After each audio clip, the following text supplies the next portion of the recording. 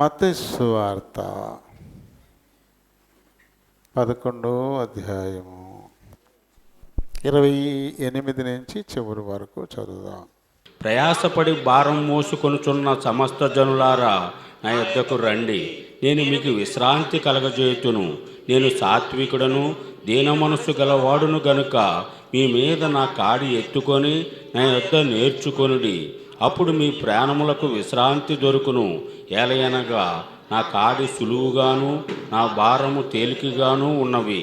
దేవుడి పరిశుద్ధ వాక్యం వెనుకల్లో దీవించడం గాక. ఆమేన్. ఆమేన్. ప్రభు సహాయం కొరకై చిన్న ప్రార్థన చెప్పుకుందాము. అందరూ కూడా నాతో ఏకీభవించండి. అందరూ కూడా మేము మీ హృదయాలలో ఒక స్థిరమైనటువంటి ఆలోచన, ఆయన 2026 సంవత్సరంలో క్షేమంగా మమ్మల్ని మీరు ప్రవేశపెట్టారు. ఈ సంవత్సరం అయినా ప్రతి పునరుత్థాన దినపుని సన్నిధి మా జీవితాలలో మేము కూడా ఆత్మీయ పునరుత్థానం పొందే విధంగా సిద్ధపడడానికై నీ వాక్కును హృదయంలో చేర్చుకోవడానికి నా హృదయాన్ని తెరవండి నాయనా. నీ సన్నిధిని ఉంటున్నాను కానీ నా ఆలోచనలను సాతానుడు చెరపడుతున్నాడు. నీ సన్నిధిని కూర్చుని కూడా నీ మాట నా హృదయంలోకి పోకుండా వాడు అడ్డుకుంటూ ఉన్నాడు నాయనా.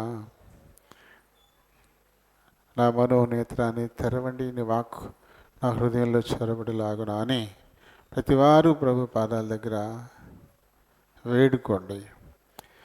ప్రేమ కలిగిన మా ప్రియ పరలోకపు తండ్రి, కనికర సంపన్నుడా, కృపా సత్య సంపూర్ణుడైన మా దేవ, వందనాలు, స్తోత్రాలు. మీ కృప చొప్పున మా జీవితాలలో అనుగ్రహించిన 2026 అనే నూతన సంవత్సరాన్ని బట్టి స్తుతిస్తూ ఉన్నాను.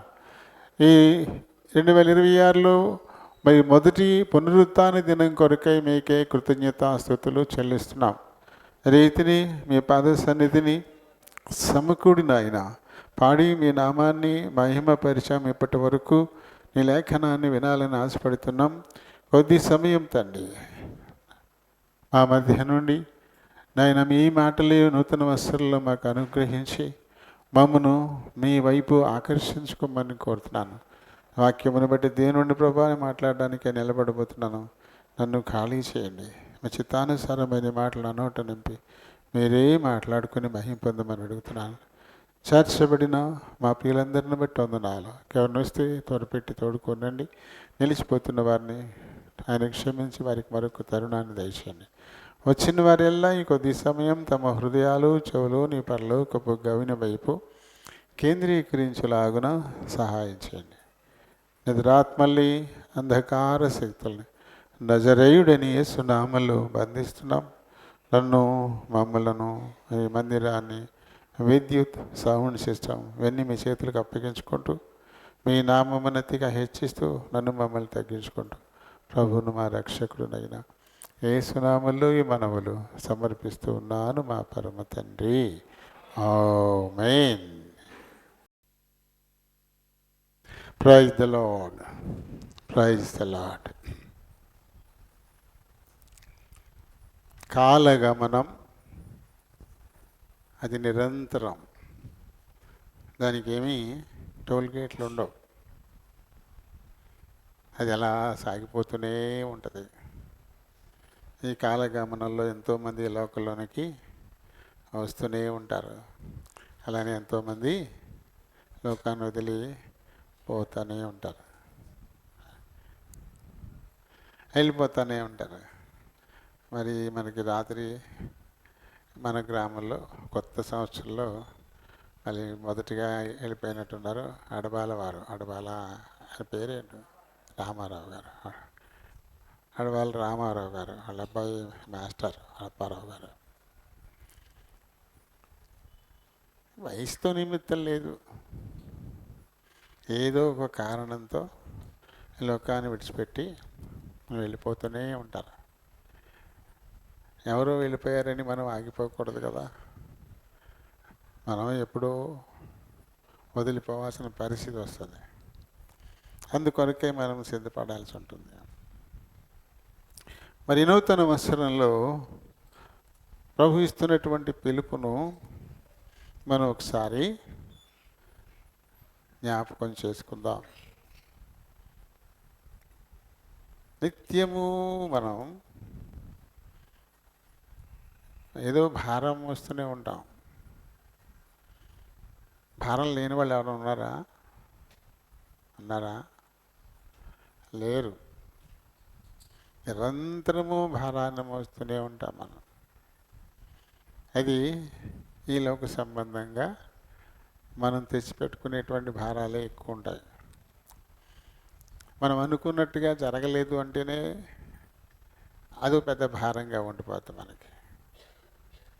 అది చాలా చిరాకు పెట్టదు. మనకి ఎదురు వస్తున్నారు అనుకోండి, వచ్చేవాడు నన్ను పలకరిస్తాడు, బాగున్నావా అంటాడు అని మనం అనుకున్నాం అనుకోండి, ఏదో కారణం చేత అనకుండా వెళ్ళిపోయాడు అనుకోండి, చూసావా వచ్చేది మనకి భారం. అప్పుడు మనం ఏది అనుకోకూడదు. ఏది ఎలా ఎదురైతే అలా తీసుకోవాలి తప్ప, మనం ముందుగానే ఇలా జరుగుతుందని మనం ఆశించినప్పుడు అది అలా జరగకపోతేనే ఏమొస్తుంది? నిస్పృహ వచ్చేస్తుంది మనలో. ఈ 95% వచ్చేస్తుంది నాకు అని నువ్వు అనుకున్నావు అనుకో, 90 వచ్చాయి. 90 అని తక్కువ మార్కులా? 90 చాలా మంచి మార్కులే. అయినా 95 వచ్చిన 90 వచ్చిన ఆనందం ఉండదు వారికి. ఎందుకు? 95 అని పెట్టుకున్నారు కాబట్టి. ఆ 95 ఆ పైన వస్తేనే వాళ్ళు హ్యాపీ, ఫ్రీగా ఉంటారు.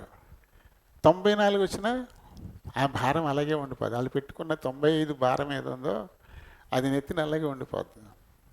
అందుకని ఏది కూడా మనం ఇలా ఉండాలి, ఇంత అవుతుంది, అలా జరుగుతుందని మనం అనుకోకుండా ఉండడం వల్ల ఏదో ఒక లక్ష్యాన్ని పెట్టుకోవడం ద్వారా అది నెరవేరినప్పుడు అది పెద్ద గుదిబండై మన నెత్తి మీద కూర్చుంటుంది. మనకి శాంతి ఉండదు, నెమ్మది ఉండదు. అది శరీర సంబంధంగా. దేవుడు అంత ఇస్తే అంత అనుకుంటే ఓకే.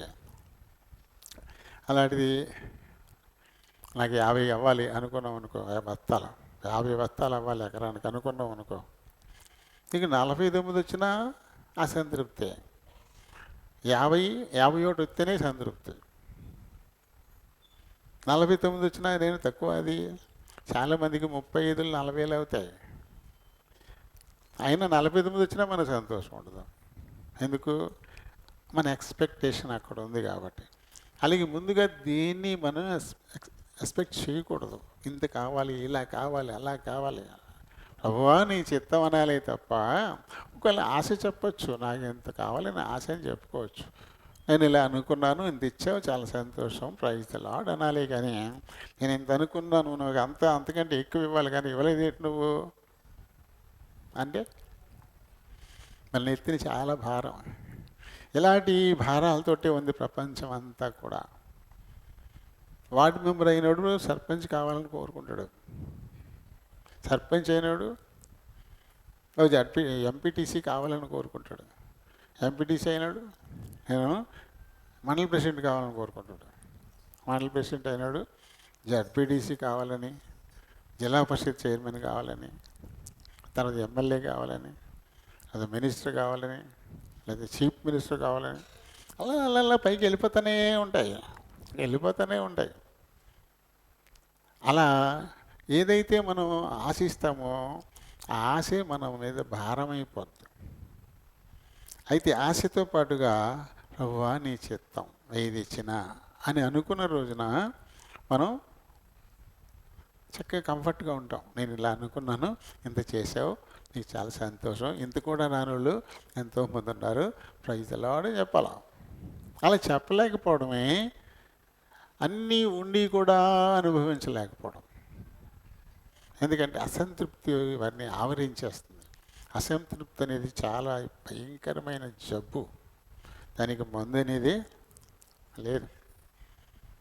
అది క్రమక్రమంగా పెరిగిపోతూ ఉంటుంది.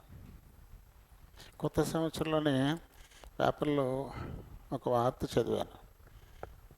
చాలా బాధ కలిగించింది. కొత్త సంవత్సరంలోనే ఇటువంటి వార్త ఏమిటి అని. ఒక సహోదరుడు ఉరి వేసుకొని చనిపోయాడు. అతనికి వివాహమైంది, 3 పిల్లలు ఉన్నారు. మరి ఏదో జబ్బు చేసి ఏమైందో తన భార్య చనిపోయింది. అలా 3 పిల్లలతో తనే బతుకు గడుపుతున్నాడు. ఇది కొద్ది రోజులు బాగానే ఉంది, కానీ అతనిలో ఒక తీవ్రమైనటువంటి అలజడి. బయట చూసినప్పుడు ఎంతోమంది భార్యాభర్తలు కనపడతారు, పిల్లలు కనపడతారు, వాళ్ళందరూ సంతోషంగా జీవిస్తున్న విధానం ఇది కనపడతా ఉంటుంది. అప్పుడు తన లోటు తనకు తెలుస్తుంది. నా భార్య ఉండుంటే అనేటువంటి ఆలోచన అది అతన్ని పట్టుకొని పీడించేసింది. పీడించి ఒక రాత్రి 3 పిల్లలకి కూల్ డ్రింక్లో విషం ఇచ్చి చంపేశాడు. 3 పిల్లల్ని కూల్ డ్రింక్లో విషం ఇచ్చి చంపేశాడు. తను కూడా ఊరేసేసుకున్నాడు. నేను ఇంకా లేట్లేదేంటి, ఇంకా తలుపు తీయలేదేంటి, ఇంత పొద్దుైనా తలుపు తీయట్లేదని చెప్పి జనం చుట్టూ చేరి తలుపు వడగొట్టి చూస్తే 4 శవాలు ఉన్నాయి గదిలో. తను అక్కడి దాకా ఎందుకు తీసుకెళ్ళింది? ఆ పిల్లలకు తండ్రినా ఉన్నాడు. చాలామంది తల్లి తండ్రి లేని పిల్లలు ఉంటారు. వాళ్ళు చాలా హ్యాపీగా బతికి ఆఖరికి మంచిగా చదువుకుని చాలా గొప్ప ప్రయోజకులు అవుతున్నారు. మరి తల్లి ఎలా లేదు? ఆ బిడ్డలకి తన ఆశ్రయ కూడా లేకపోతే వాళ్ళు ఏమైపోతారనే ఆలోచన ఉందా అతనికి? దీనిని నా భార్య లేదు అని అసంతృప్తి గెలిచేసింది. 3 బిడ్డల మీద ప్రేమను భార్య లేదు అని అసంతృప్తి ఏది ఉందో దాన్ని అతి చెరిపేసింది. ఇది అతని ఎత్తి మీద ఎంత భారమైపోయింది. ఈ భారాన్ని ఇంక భరించలేకపోయాడు, మొయ్యలేకపోయాడు. ఈ 3 నాకు ఇంకెప్పటికీ భారమే, నేను వీళ్ళని పైకి తీసుకుని రాలని అనుకుని తను మట్టు చచ్చిపోతే వాళ్ళు ఏమైపోతారని పాపం పిల్లలకి కూల్ డ్రింక్ అని, నానా కూల్ డ్రింక్ తాగుతావా అని చెప్పేసి అని కూల్ డ్రింక్ తెచ్చి అందులో విషం వేసి వాళ్ళకి పట్టించేసి వాళ్ళు చనిపోయారని నిర్ధారించుకున్నాక తను కూడా ఉరేసేసుకున్నాడు. ఎంత దారుణం చూడండి. ఏంటి దీనికి కారణం? తీవ్రమైన అసంతృప్తి తన జీవితంలో, సమాధానం లేని పరిస్థితి అయిపోయింది. ఈ అసంతృప్తి, అసమాధానమే మన నెత్తి మీద పెద్ద భారమైపోయి ఉంటుంది, చాలా భారమైపోయి ఉంటుంది. మరి గత సంవత్సరంలో ఇది మన జీవితాల్లో ఎంత భారంగా ఎలా ఉందో దానితోటి ఈ సంవత్సరంలో మనం ప్రవేశించి ఉండొచ్చు. ఈ కొత్త సంవత్సరంలోని మొట్టమొదటి పునరుత్థాన దినం ప్రభు మనకిస్తున్నటువంటి పిలుపు. మత్తయి సువార్త 11వ అధ్యాయము 28వ వచనం. ప్రయాసపడి భారము మోసుకొనుచున్న సమస్త జనులారా నా యొద్దకు రండి, నేను మీకు విశ్రాంతి కలుగజేతును. కదా, సమస్త జనులారా మీరు నా యొద్దకు రండి, నేను మీకు విశ్రాంతినిస్తాను అంటాడు. ఎలా దొరుకుతుంది విశ్రాంతి మనకి? నన్నే చూడండి అంటాడు ఆయన. మీరు నన్ను చూస్తే చాలు, మీ జీవితాలకు విశ్రాంతి దొరికేస్తుంది. ఎందుకంటే ఈ లోకంలో నేను పడిన శ్రమలు ఎవరు పడలా, నేను పొందిన అవమానాలు ఎవరు పొందలా, నేను పొందిన గాయాలు మరెవ్వరూ పొందలా. ఒక నిరపరాధిగా ఉండి, పాపం లేనివాడిగా ఉండి అందరికీ మేలు చేసి అవమానాలను ఎదుర్కొన్నాను. చనిపోయిన వాళ్ళని సైతం బతికించి మరి కుటుంబాలను మళ్ళీ ఏకం చేసి చనిపోయిన వాడిగా ఉన్నాను నేను. కాబట్టి నన్ను చూస్తే చాలు, మీ జీవితాల్లో అసంతృప్తి లేచిపోతుంది, ఉండదు, ఇంకా సంతృప్తి చోటు చేసుకుంటుంది. దానితో మీ తలల మీద ఉండేటువంటి భారం ఏది ఉందో ఆ భారం పూర్తిగా తొలగిపోద్ది. కాబట్టి రండి, ప్రయాసపడి భారం మోస్తున్న సమస్త జనులారా నా యొద్దకు రండి, నన్ను చూడండి, నేను సాత్వికుడను, దీన మనస్సు గలవాడను. ఈ రెండు చాలు లోకాన్ని గెలవడానికి. సాత్వికులు, వాళ్ళలో అసంతృప్తి ఉండదు ఇంకా. ఎందుకంటే ఏ విధమైన కంప్లైంట్ ఉండదు, ఏ విధమైన కంప్లైంట్ ఏముండదు. ఆ సహోదరుడు తన భార్య చనిపోయింది, అదే ఆలోచన చేస్తూ ఉన్నాడు. ఓ మాయదారి రోగం దేవుడు నా భార్యకి ఎందుకు ఇవ్వాలా? దేవుడికి అసలు జాలి లేదు, దయ లేదు, కనికరం లేదు. ఓన్లీ వస్తూ వచ్చిందనుకో, రకరకాలుగా ప్రయత్నాలు చేశాం కదా, స్వస్థత ఇచ్చి ఏదో రకంగా నాతో నా భార్య ఉంటే అదొక కంప్లైంట్. నేను సహాయం లేనివాడిని అయిపోయాను, దేవుడు నన్ను ఇలా చేసేసాడు. ఇక ఉదాహరణకల్లా ఒకటి కంప్లైంట్. అదే సాత్వికం ఉన్నప్పుడు నేను ఇలా నడవాలని దేవుని నిర్ణయం. ఇప్పుడు అతనే కనుక ఉండి తల్లి లేకపోయినా ఆ బిడ్డల్ని చక్కగా పెంచి పోషించి చదివించి వాళ్ళని ప్రయోజకులను చేసి వారిని ఇంటి వాళ్ళని చేస్తే అందరూ అతన్ని ఎంత పొగుడతారు, అందరిలోనూ అతను ఎంత ఎత్తి దిగిపోతాడు. ఆ బిడ్డలకు తనే దేవుడు. మా అమ్మ లేకపోయినా మా నాన్నే మా సమస్తం. దేవుడు ఉన్నాడో లేదో నాకు తెలియదు, కానీ మా నాన్నే మా దేవుడు. వాళ్ళ ముగ్గురికి దేవుడైపోతాడు.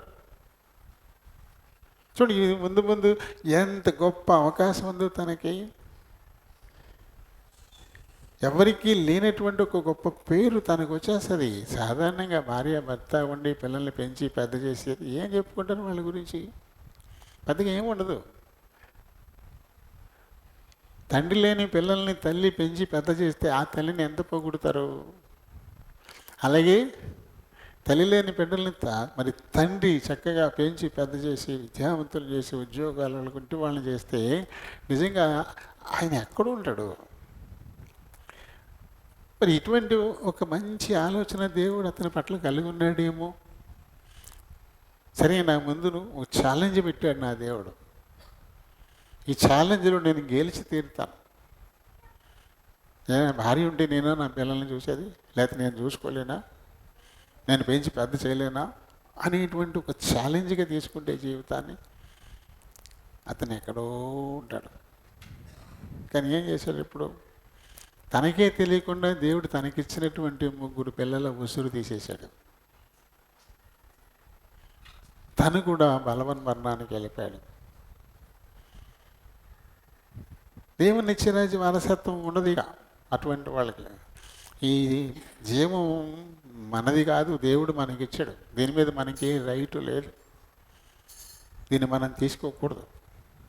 తీసేసుకుంటే తాత్కాలికంగా ఈ లోక సంబంధంగా ఏమి లేవనుకుంటావేమో, కానీ నీవు చేసిన ఈ అపరాధం నీ వెంట నీ చెంగు పట్టుకొని వచ్చేస్తుందంట. అదే ప్రభు ముందు నిలబెడుతుందంట. దేవా, నువ్వు ఎంతగానో ప్రేమించి ఇతని లోకంలోనికి పంపించావు, నువ్వు భార్యని ఇచ్చావు, తర్వాత 3 బిడ్డలను చక్కగా ఇచ్చావు నువ్వు. కానీ ఇతను ఏం చేశాడు? అతను చంపేసి ఇతను కూడా చచ్చాడని చెప్పేసి ఇవే వచ్చి అక్కడ మన మీద నేరారోపణ చేస్తాడు. ఎలాంటి శిక్ష మరి? కాబట్టి అనవసరమైనటువంటి భారాన్ని మన మీదకి తెచ్చుకోకూడదు. ఆలోచించడం వల్ల ఈ భారం పెరిగిపోతుంది. ఆలోచించడం వల్లే ఈ భారం మనకి పెరిగిపోతుంది. పౌలు గారు చెప్తాడు, దేని గురించి చింతించవద్దు. పేతురు గారు చెప్తాడు, దేని నుంచి గురించి చింతించవద్దు, మీ చింత యావత్తు ప్రభు మీద వేసేయండి. ఆలోచించకండి. మీరు ఆలోచించడం వల్ల ఎత్తిన భారం తప్ప ప్రయోజనం ఏమీ ఉండదు. ఆలోచనలు అలా అలా అలా అలా పెరిగిపోతూ ఉంటాయి. ఆహారం తినబుద్ధి ఏదో, నిద్ర పట్టదు, దాంతో రకమైనటువంటి శారీరక బలహీనత వచ్చేది. దాన్ని పుచ్చుకుని డాక్టర్ గారి దగ్గరికి వెళ్తే దాన్ని పెంచి పోషిస్తాడు ఆయన. ఎందుకంటే వచ్చిన పేషెంట్ ఒక 6 నెలలైనా నా దగ్గర రావాలనుకుంటాడు. ఇప్పుడు అలా తయారైపోయారు. ఇంకా రోగం కుదరదు. ఓ ఓ రోగం తగ్గితే ఇంకో రోగం వస్తుంది, దానికి మంది తగ్గితే ఇంకోటి వస్తుంది, సైడ్ ఎఫెక్ట్స్. అలా కంటిన్యూ అయిపోతుంది నీ బతుకు. ఆలోచన, నిద్రలేమి, ఆహారం తీసుకోకపోవడం, వీటి వల్ల వచ్చేటువంటి రోగం చాలా దొడ్డ రోగం. దీనికి మందల్లా ఒకటే, ఆలోచించకుండా, కంప్లైంట్ చేయకుండా ప్రభు మీద ఆధారపడడం, ఆయనకి అప్పచెప్పుకోవడమే మందు దీనికి. అలా అప్పచెప్పేసుకుని నువ్వు స్థిరంగా ఉన్న రోజున ఇంకే బలహీనత రాదు. వచ్చిన స్వస్థపరచు యెహోవాను నేనే అని మనకి ఆయన వాగ్దానం ఇచ్చినాడు దేవుడు కదా. కాబట్టి ఏం చేయాలంట, మన భారమెల్లా ఆయన మీదే మోపేయాలి. ఆయన పిలుస్తున్నాడు, రా ప్రయాసపడి భారం వస్తున్న సమస్త జనులారా నా యొద్దకు రండి, నన్ను చూడండి, నేను సాత్వికుణ్ణి, నేను దీన మనసు గలవాణ్ణి. కాబట్టి ఈ సాత్వికం, ఈ దీన మనసు మీ నెత్తినెత్తుకోండి, వీటిని మీరు కూడా ధరించుకోండి, వీటిని కూడా ధరించుకోండి. అప్పుడు మీ ప్రాణాలకు విశ్రాంతి దొరుకుతుంది. ఎందుకంటే తీసి కింద పెట్టడానికి ఇది మెటీరియలైజ్డ్ వెయిట్ కాదు కదా. సారకట్ట అనుకోండి, బయలుపెత్తాం, మెల్ల వంకరైపోతాను, కప్పు దించి కిందెట్టేస్తారు. ఇది కంటికి కనిపించినటువంటి భారం, ఇది కంటికి కనిపించినటువంటి భారం, ఇది హృదయ సంబంధమైన భారం, మోసకారి అయి హృదయం నిన్ను మోసం చేస్తున్నటువంటి భారం. ఇర్మియా చూడండి, ఇర్మియా 17వ అధ్యాయంలో 9వ వచనాన్ని చదువుదాం. హృదయము అన్నిటికంటే మోసకరమైనది, అది ఘోరమైన వ్యాధి గలది, దాన్ని గ్రహింపగలవాడెవడు. చాలు చాలు. హృదయానికి ఉందంటే ఒక మాయ రోగం, అది చాలా ఘోరమైందంట, అది చాలా మోసకరమైందంట. ఇలా 5వ వచనాన్ని చదువుదాం. యెహోవా ఇలాగూ సెలవిచ్చుచున్నాడు, నరులను ఆశ్రయించి శరీరులను తనకు ఆధారముగా చేసుకొనుచు తన హృదయమును యెహోవా మీద నుండి తొలగించుకునివాడు శాపగ్రస్తుడు. ఎవరు శాపగ్రస్తులు ఇక్కడ? నరులను ఆశ్రయించేవారు, శరీరుల మీద మాత్రమే ఆధారపడేటువంటి వాళ్ళు. వీళ్ళు దేవుని నిర్లక్ష్యం చేస్తారు, దేవుని చిత్తాన్ని నిర్లక్ష్యం చేస్తారు, దేవుని సంకల్పాలని పట్టించుకోరు. మన విషయమై దేవుని సంకల్పం ఏమై ఉందో, అందరూ నా వశమై ఉన్నారని కదా ప్రభు చెప్పాడు, అన్నీ నా వల్లనే జరుగుతున్నాయని కదా ప్రభు చెప్పాడు. కాబట్టి నా జీవితంలో సంభవించినటువంటి దీనికి కారణం దేవుడే. కాబట్టి జవాబు ఎవరు ఇవ్వాలి? దేవుడే కదా. దేవుడు చేసిన దానికి మనుషులు జవాబు కనుక్కోగలుగుతారా? దేవుడు దేన్నైనా చెడగొడితే మనిషి దాన్ని బాగు చేయగలడా? ఎలియా కాలంలో 3.5 సంవత్సరాలు మంచు కానీ వర్షం కానీ పడదు అని దేవుడు ఏలియాతో చెప్పించాడు. అలాంటి టైంలో వర్షాలు పడాలని రకరకాల యాగాలు చేస్తుంటారు కదా. మనోళ్ళు కూడా కప్పను ఊరేగించేవారు, వర్షాలు పడట్లేదని, ఎండలు బాగున్నాయి వర్షాలు పడట్లేదని కప్పలను ఊరేగించేవారు. ఉదయమే పెట్టి కప్ప ఊరేగితే వర్షం పడుతుంట. అది వర్షం వచ్చినప్పుడు, తొలకరి వర్షాలు వచ్చినప్పుడు, ఇప్పుడైతే మనకి ఇవి వినపట్లేదు కానీ ఉన్నటువంటి ఒక రాత్రి భలే వర్షం వచ్చేసేది. తెల్లారేసరికి బక్ బక్ బక్ బక్ అంటామండి కప్పలం. ఇక తలుపులు తీసుకుని బయటకు కూడా వచ్చేవాళ్ళం కాదు, కానీ పెద్ద పెద్ద చప్పుళ్ళు, కప్పల సౌండ్లు అంటూ ఉండి, ఏంటి ఇలా కప్పలు వచ్చినట్టు బయటకు వస్తే మొత్తం అంత వర్షం అనమాట. అంటే వర్షం వస్తే కప్పలు వస్తాయా? కప్పలు వస్తే వర్షం వస్తుందా? చెప్పండి. ఇప్పుడు వర్షం వచ్చాక కప్పలు వచ్చాయా, లేదా కప్పలు వచ్చాక వర్షం వచ్చిందా? కప్పలను ఊరేగితే వర్షం వస్తుందా? కప్పలు ఎప్పుడు వస్తాయి? పద్యం కూడా చెప్పాడు కవి గారు కదా, ఆ? ఎప్పుడు సంపద కలిగిన ఎప్పుడు బంధువులు వత్తురది ఎట్లన్నన్ తెప్పలుగు చెరువు నిండిన కప్పలు 10,000 చేరు. చెరువు నిండితే కప్పలు వస్తాయి. వర్షం వచ్చి చెరువులు నిండితే ఆ మట్టిలో ఉభయచర కప్ప. నీళ్ళు లేకపోతే అది మట్టిలో తనకు తానే సమాధి చేసేసుకుంటుంది. మట్టిలో కప్పడిపోద్ది, లోపల ఉండిపోద్ది. మళ్ళీ నీళ్ళు వచ్చినప్పుడు పగలు కొట్టుకుని బయటకు వస్తుంది. కప్ప ఉభయచరం, నేల మీద ఉంటుంది, నీటిలోనూ ఉంటుంది. నీళ్ళు లేవురా బాబు అంటే నేలలోకి వెళ్ళిపోయి జీవ సమాధి చేసేసుకుంటుంది అది. అలా చేసుకుని ఉన్నాయి తెలుసా మీకు? ఎలుగుబంటి, ధ్రువపు ఎలుగుబంటి కూడా అక్కడ మంచు విపరీతంగా పట్టేసి తినడానికి ఏమి దొరకని టైంలో అది మంచులో నిద్రకి వెళ్ళిపోతుంది. నిద్రకి వెళ్తాను ఉంటే నిండా ఉన్న కొవ్వు అది కరిగి శక్తి అయ్యి దాని జీవక్రియలు జరగడానికి ఉపయోగపడుతుంది. ఆ తర్వాత మంచు తగ్గిపోయింది, మొలకలు మొలుస్తున్నాయి, ఆహారం దొరుకుతుంది అన్నప్పుడు లేగిసి బయటకు వస్తుందట. మనకి ఇక్కడ ఏం తెలియవు, ఉన్నాయి ధ్రువపు ఎలుగుబంట్లు ఆ రకంగా చేస్తాయి, నిద్రపోతాయి, సుదీర్ఘ నిద్ర, మంచులోకి వెళ్ళిపోతాయి. అలాగే కప్పలు కూడా మట్టిలోకి వెళ్ళిపోతాయి, కప్పడిపోతాయి లోపల.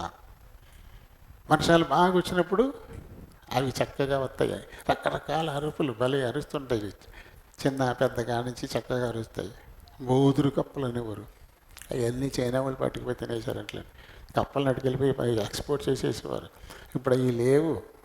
ఇప్పుడు అసలు అండి వర్షం వచ్చాక కప్పలు వస్తాయి, అంతేగాని కప్పలు వచ్చాయి కదా అని వర్షం రాదు. ఈ లోక మర్యాద అలా ఉంటుంది. కప్పల్ని ఊరేగించేటువంటి వారు అంటే దేవుని మీద ఆధారం. ఎందుకు ఈ వర్షం ఆగిపోయింది, ఎందుకు రాలేదు, దాని కాలం ఎందుకు తప్పింది? ఇది దేవా కరుణించు, నీవే కదా భూమి నుంచి ఆవిరి లేవదీసి దాని పైకి తీసుకెళ్ళి బలమైన గాలి పుట్టించి దాన్ని అలా తీసుకెళ్ళి దాన్ని వర్షంగా కుమ్మరించేవాడు నీవే కదా. జలచక్రాన్ని ఇచ్చిన దేవుడు నువ్వు, దయతలుచు నాయనా అని దేవుణ్ణి అడగడం మానేసి సొంత ప్రయత్నాలు. దానివల్ల శాపం అంటే ఏంటి? బాధ, దుఃఖం, నష్టం, లోటు. శాపం అంటే అంతే కదా. అదే చెప్తున్నాడు ప్రభు ఇక్కడ. ఏంటంటాడు ఆయన? నరులను ఆశ్రయించి శరీరులను తనకు ఆధారముగా చేసుకొనచ్చు కదా, తన హృదయమును యెహోవా మీద నుండి తొలగించుకొనువాడు శాపగ్రస్తుడు అని చెప్పాడు. వాడు ఎలా ఉంటాడంట? ఎడారిలో అరూహ వృక్షము వలె ఉంటాడంట. అరూహ వృక్షం అంటే ఏంటి? ఎప్పుడైనా చూసామా మనం? అరూహ వృక్షం ఎప్పుడైనా చూసామా మనం? అరూహ వృక్షాలు శ్రమ్స్ అంటారు ఇంగ్లీష్లో. శ్రమ్స్ అంటారు పొదలు, పొద, మల్లె పొద, చిన్ని కాండం కలిగి ఇలా శాఖ కింద పొదల్లాగా వచ్చేస్తాయి కదా. అలా వచ్చేటువంటి వాటిని మనకు ఉండవు. కానీ ఇక్కడ హనీసకెల్, అజలియా, బ్లూబెర్రీ, అలాగే ఎల్డర్ బెర్రీ, మందారము, గులాబీ, నిమ్మ, తులసి, మల్లె, ఇలాంటి వాటి అన్నిటినీ శ్రమ్స్ అంటారన్నమాట. శ్రమ్స్ అని తెలుగులో అరూహ వృక్షాలు. అవి చాలా చిన్నగా ఉంటాయి, వాటికి ఎదుగు బదుగు ఉండదు, ఎప్పుడు ఇంతే ఉంటాయి. మామూలు వృక్షం అనుకోండి, ముందు ఇంతే ఉంటుంది, దానికంటే ఇంతే. అది అలానే ఉంటుంది, ఇలా అలా ఎదిగిపోతుంది, ఇలా కొమ్మలు వచ్చేస్తాయి, అలా పైకి వెళ్ళిపోతాయి. నాటినోటి దాని మీద ఎక్కి కూర్చొని అంత అయిపోతాయి, ఎక్కలేనంత కూడా అయిపోతాయి. కానీ ఈ శ్రబ్స్ ఎప్పుడూ అంతే ఉండిపోతాయి, వాటికి ఎదుగు బొదుగు ఉండదు, వృద్ధి అనేది వాటికి ఉండదు. దేవుని ఆశ్రయించకుండా మనుషుల మీద మాత్రమే ఆధారపడి ఉండేటువంటి వాళ్ళ బ్రతికి ఎలా ఉంటుందంటే పొదల్లా ఉండిపోతారంట. చచ్చిపోయిందా అంటే చచ్చిపోలేదు, అది చిగురు లేకుండా ఉందా అంటే చిగురు ఉంటుంది దానికి, పువ్వులు లేకుండా ఉన్నాయా అంటే పువ్వులు ఉంటాయి దానికి. ఎదుగుద్దా? వ్యాపిస్తుందా? వ్యాపించదు. కానీ దేవుడు మనకి ఇచ్చిన ఆశీర్వాదం ఏంటి? మీరు ఫలించండి, వృద్ధి పొందండి, విస్తరించండి కదా, సమస్తాన్ని లోపరుచుకోండి, ఎలుబడి చేయండి అని ఇచ్చినటువంటి ఆశీర్వాదాన్ని ఈ శ్రబ్బులు నెరవేర్చుకోగలవా? ఒక మొక్క, మామిడి మొక్క నువ్వు నాటితే ఎలా ఉంటుంది అది? మనం చూస్తూ చూస్తూ ఉండగానే దాని కిందే గుడ్లు కట్టుకుని బతికేయచ్చు, అంత ఆశ్రయం ఇచ్చేస్తుంది అది. ఇంకా పెద్దవైతే దాని మీద ఇల్లు కట్టేసుకుంటారు. కొమ్మకి కొమ్మకి కొమ్మకి మధ్యన చెక్కలు నాటేసేసి దాని మీద గదులు కట్టేసుకుంటారు. అడవుల్లో ఎక్కువ ఆ చెట్ల మీద ఇల్లు కట్టుకుంటారు. దానికి ఒక తాళ్ళని వచ్చి వేసుకుంటారు. ఎందుకంటే మృగాలు ఉంటాయి కదా, వాటి బారిన పడకుండా ఉండడానికి పైకి ఎక్కాక తాడు పైకి లాగేస్తారు. పొద్దున్న లేచిన తర్వాత తాడు కిందకి వేసుకొని దిగుతారు. ఆవిడ ఆయుధం ఉండదు కాబట్టి శత్రువు వచ్చినా పర్లేదు. ఈ చెట్లే ఆశ్రయాలు అయిపోతాయి. చెట్ల మీద ఇల్లు కట్టేసుకుంటారు ఏకంగా. మరి ఈ ఆరోహ వృక్షం మీద ఏం చేస్తారు? దాని కింద ఏమైనా మనం కూర్చోగలం? అసలు మనం కూర్చోలేము. కాబట్టి వాటి వల్ల వాటికి కూడా పెద్ద ఉపయోగం ఉండదు, ఎవరికి అవి ఉపయోగపడవు. అంటే పువ్వులు ఇవ్వచ్చు, అవి కాదు. అవి లేకపోతే చచ్చిపోతామా? పువ్వు లేకపోతే చచ్చిపోతామేంటి మనం? అదేమైనా మనల్ని పోషిస్తుందా, బతికిస్తుందా? ఓ పండు అది తిని బతకొచ్చు నువ్వు. కానీ ఇవి తిని బతుకుతారు, వీటి వాళ్ళు తిని బతుకుతారా? అది వాటితో పోల్చాడు. ఎవరిని? కేవలం మనుషుల మీదే, ప్రతి శరీరుల మీదే ఆధారపడి దేవుణ్ణి తన హృదయంలో లేకుండా ఎవరు చేసుకుంటారో అలాంటి వారికి ఎదుగు బొదుగు ఉండదు. నేను సొంతంగా చెప్పట్లేదు, నా మీద కోపం పెట్టుకోకుండా. ఎప్పుడు ఈ నోటంటే శాపం తప్ప మంచి మాట రాదు అనుకుంటారు. దేవుడు చెప్తున్న మాటలు ఇవి. నువ్వు ఎవరి మీద ఆధారపడుతున్నావు? గత సంవత్సరం ఎలా ఉన్నావు? ఈ సంవత్సరం ఎలా ఉంటున్నావు? నీ ఆలోచన విధానం మారిందా లేదా? మనిషిని ఆధారం చేసుకోకూడదు, కేవలం దేవుని మీదే ఆధారపడాలి. హృదయంలో ఆయనకే చోటు ఉండాలి. ఆయన మనకి వాగ్దానం చేశాడు, నీ మీద దృష్టి పెట్టి నేను నీకు ఆలోచన చెప్తాను, నువ్వు ఎలా నడవాలో, ఎలా నడిస్తే నువ్వు లాభం పొందుతావు, ఎలా నడిస్తే నువ్వు ఆధ్యాత్మికంగా బలపడతావు, ఎలా నడిస్తే నువ్వు వృద్ధి పొందుతావు, ఎలా నడిస్తే అందరికీ ఒక మాదిరికరంగా ఉంటావు, ఎలా నడిస్తే అన్ని జనుల మధ్య నా నామాన్ని ఘనపరిచేలా ఉంటావో నేను నీకు చెప్తాను. I will teach you. నీ మీదే దృష్టి పెట్టి మరి చెప్తాను. మన ఇచ్చిన వాగ్దానాలు నీకు ప్రయోజనం కలిగేలా నీకు ఉపదేశం చేస్తాను అని దేవుడు మాట ఇస్తే దాన్ని మనం తీసేసి ఈ లోక మర్యాద, ఇంకా మాయదారి లోకం వదులుతలేదు. ఈ లోక మర్యాద, ఈ లోక మర్యాదను మనం భరించలేం, దాన్ని తట్టుకోలేం. నిన్నే ఒక ఎంగేజ్మెంట్ కానీ వెళ్ళాం, పడాల వాళ్ళ రెండో అన్నయ్య కొడుకు ఎంగేజ్మెంట్ అనమాట. ఎలా ఉందంటే అక్కడ ఒక బిందె నిండా నీళ్ళు మధ్యలో పెట్టి అటో 3 పీటలు వేసుకుని 3 పెద్దలు, ఇటో 3 పీటలు వేసుకుని 3 పెద్దలు కూర్చున్నారు. ఇది ఎంగేజ్మెంట్ అంట. అది ఇలా అందుకుంటారు, ఇలా చేసుకుంటారంట. ఆనకాళ్ళకి ఇంత బాటలు కూడా ఇవ్వాలి వాళ్ళకి. ఈ పెద్దలకు కూర్చున్న వాళ్ళకి కళ్ళు కడవ, పాతకాలం అయితే కళ్ళు కొండ ఇచ్చేయాలి వాళ్ళకి, ఒక లేటన్ ఇస్తే ఒక జబ్బు ఇచ్చేయాలి వాళ్ళకి. అది పట్టుకెళ్ళి వండుకుని ముందు కళ్ళు తాగేసి ఇప్పటికి ఎంజాయ్ చేస్తారన్నమాట. నిన్న అది జరిగింది అక్కడ మధ్యన. నేను అక్కడ కూర్చోలేకపోయాను. నేను చాలా అసహనం వచ్చింది. లేచి వెళ్ళిపోదామా, ఇక్కడి నుంచి వెళ్ళిపోదామా అనిపిస్తుంది. ఇంకా ఈ పనికి మాలిన ఈ లోక మర్యాదను పట్టుకుని వదలటం లేదు మనుషులు. పైగా రమ్మన్నారు కానీ నేను రాను బాబుని మానేసి కూర్చున్నా. ఎందుకంటే వెళ్తే ఇవన్నీ వచ్చేస్తాయి, మళ్ళీ అక్కడ మళ్ళీ నా మీద కక్ష పెట్టుకుంటారు. దేవుడు చెప్పిన మాట చెప్తే వాళ్ళకి నా మీద మళ్ళీ కోపం.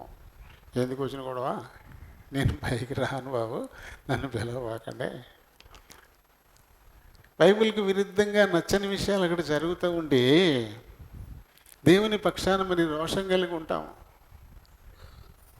మనం చెప్పకుండా ఉండలేం. ఆడికి వెళ్ళేటప్పటికి ఇలాంటి మాటలు వచ్చాయండి.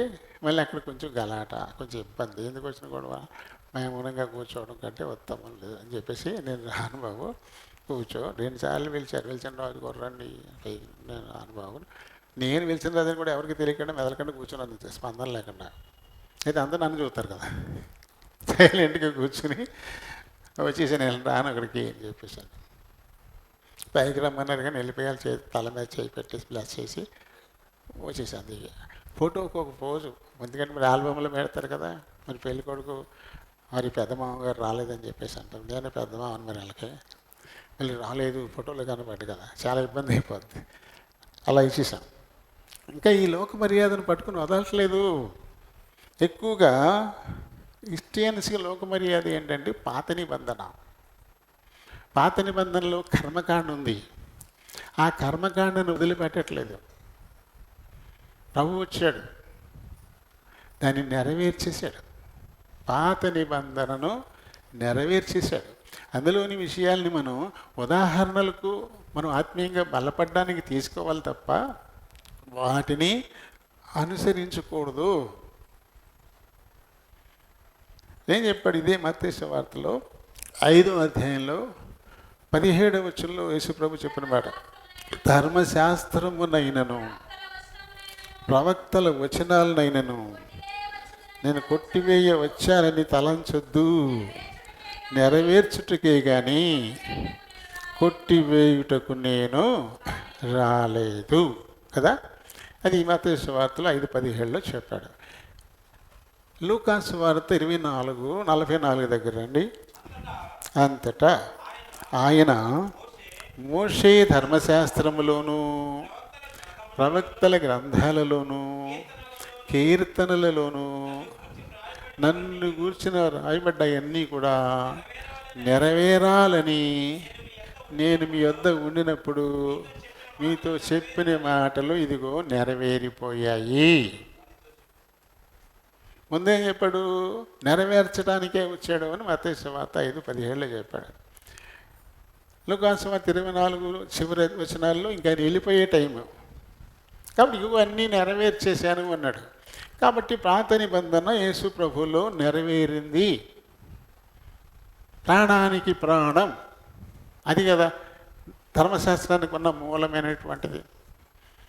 వీళ్ళందరూ ఆజ్ఞాతిక్రమ పాపం చేసి దానివల్ల వచ్చినటువంటి జీతమైన మరణ పాత్రులుగా ఉన్నప్పుడు వారందరి ప్రాణాలకు ప్రతిగా తన ప్రాణం పెట్టేసి ధర్మశాస్త్రాన్ని ఆయన నెరవేర్చేశాడు. కాబట్టి ఇప్పుడు ధర్మశాస్త్ర క్రియలు ఇంకా మనం అనుసరించకూడదు. అవి కూడా చెప్పుకోవాలి కదా. గత కాదు.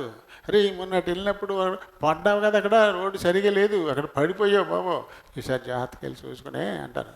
అంటే ఏంటి మళ్ళీ పడమనా?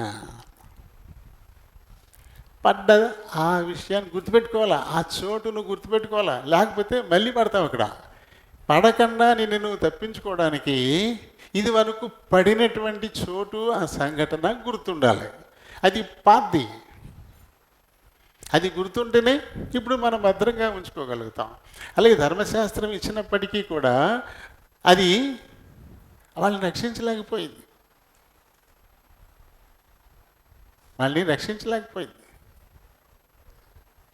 ఆ కర్మకాండకి అలవాటు పడిపోయారు. చాలా కొద్ది మంది రక్షింపబడ్డారు, చాలా మటుకు నాశనం కింద ఉన్నారు. కాబట్టి దేవుడిచ్చిన ధర్మశాస్త్రం అని రక్షించలేకపోయింది, అనేక మందిని చంపింది. అంతే శిక్ష, దానివల్ల శిక్ష అంతే. క్షమాపణ లేదు దానిలో. ధర్మశాస్త్రంలో క్షమాపణ అనేది లేదు. ఏంటంటే నువ్వు ఇలా చెయ్యి, ఇలా చేస్తే మేలు పొందుతావు, నువ్వు ఇలా చేయకపోతే చెప్పించబడతావు, అంతే. ఇంకో మార్గం లేదు. కానీ కొత్త నిబంధనలో ప్రభు ఏం చేశాడు?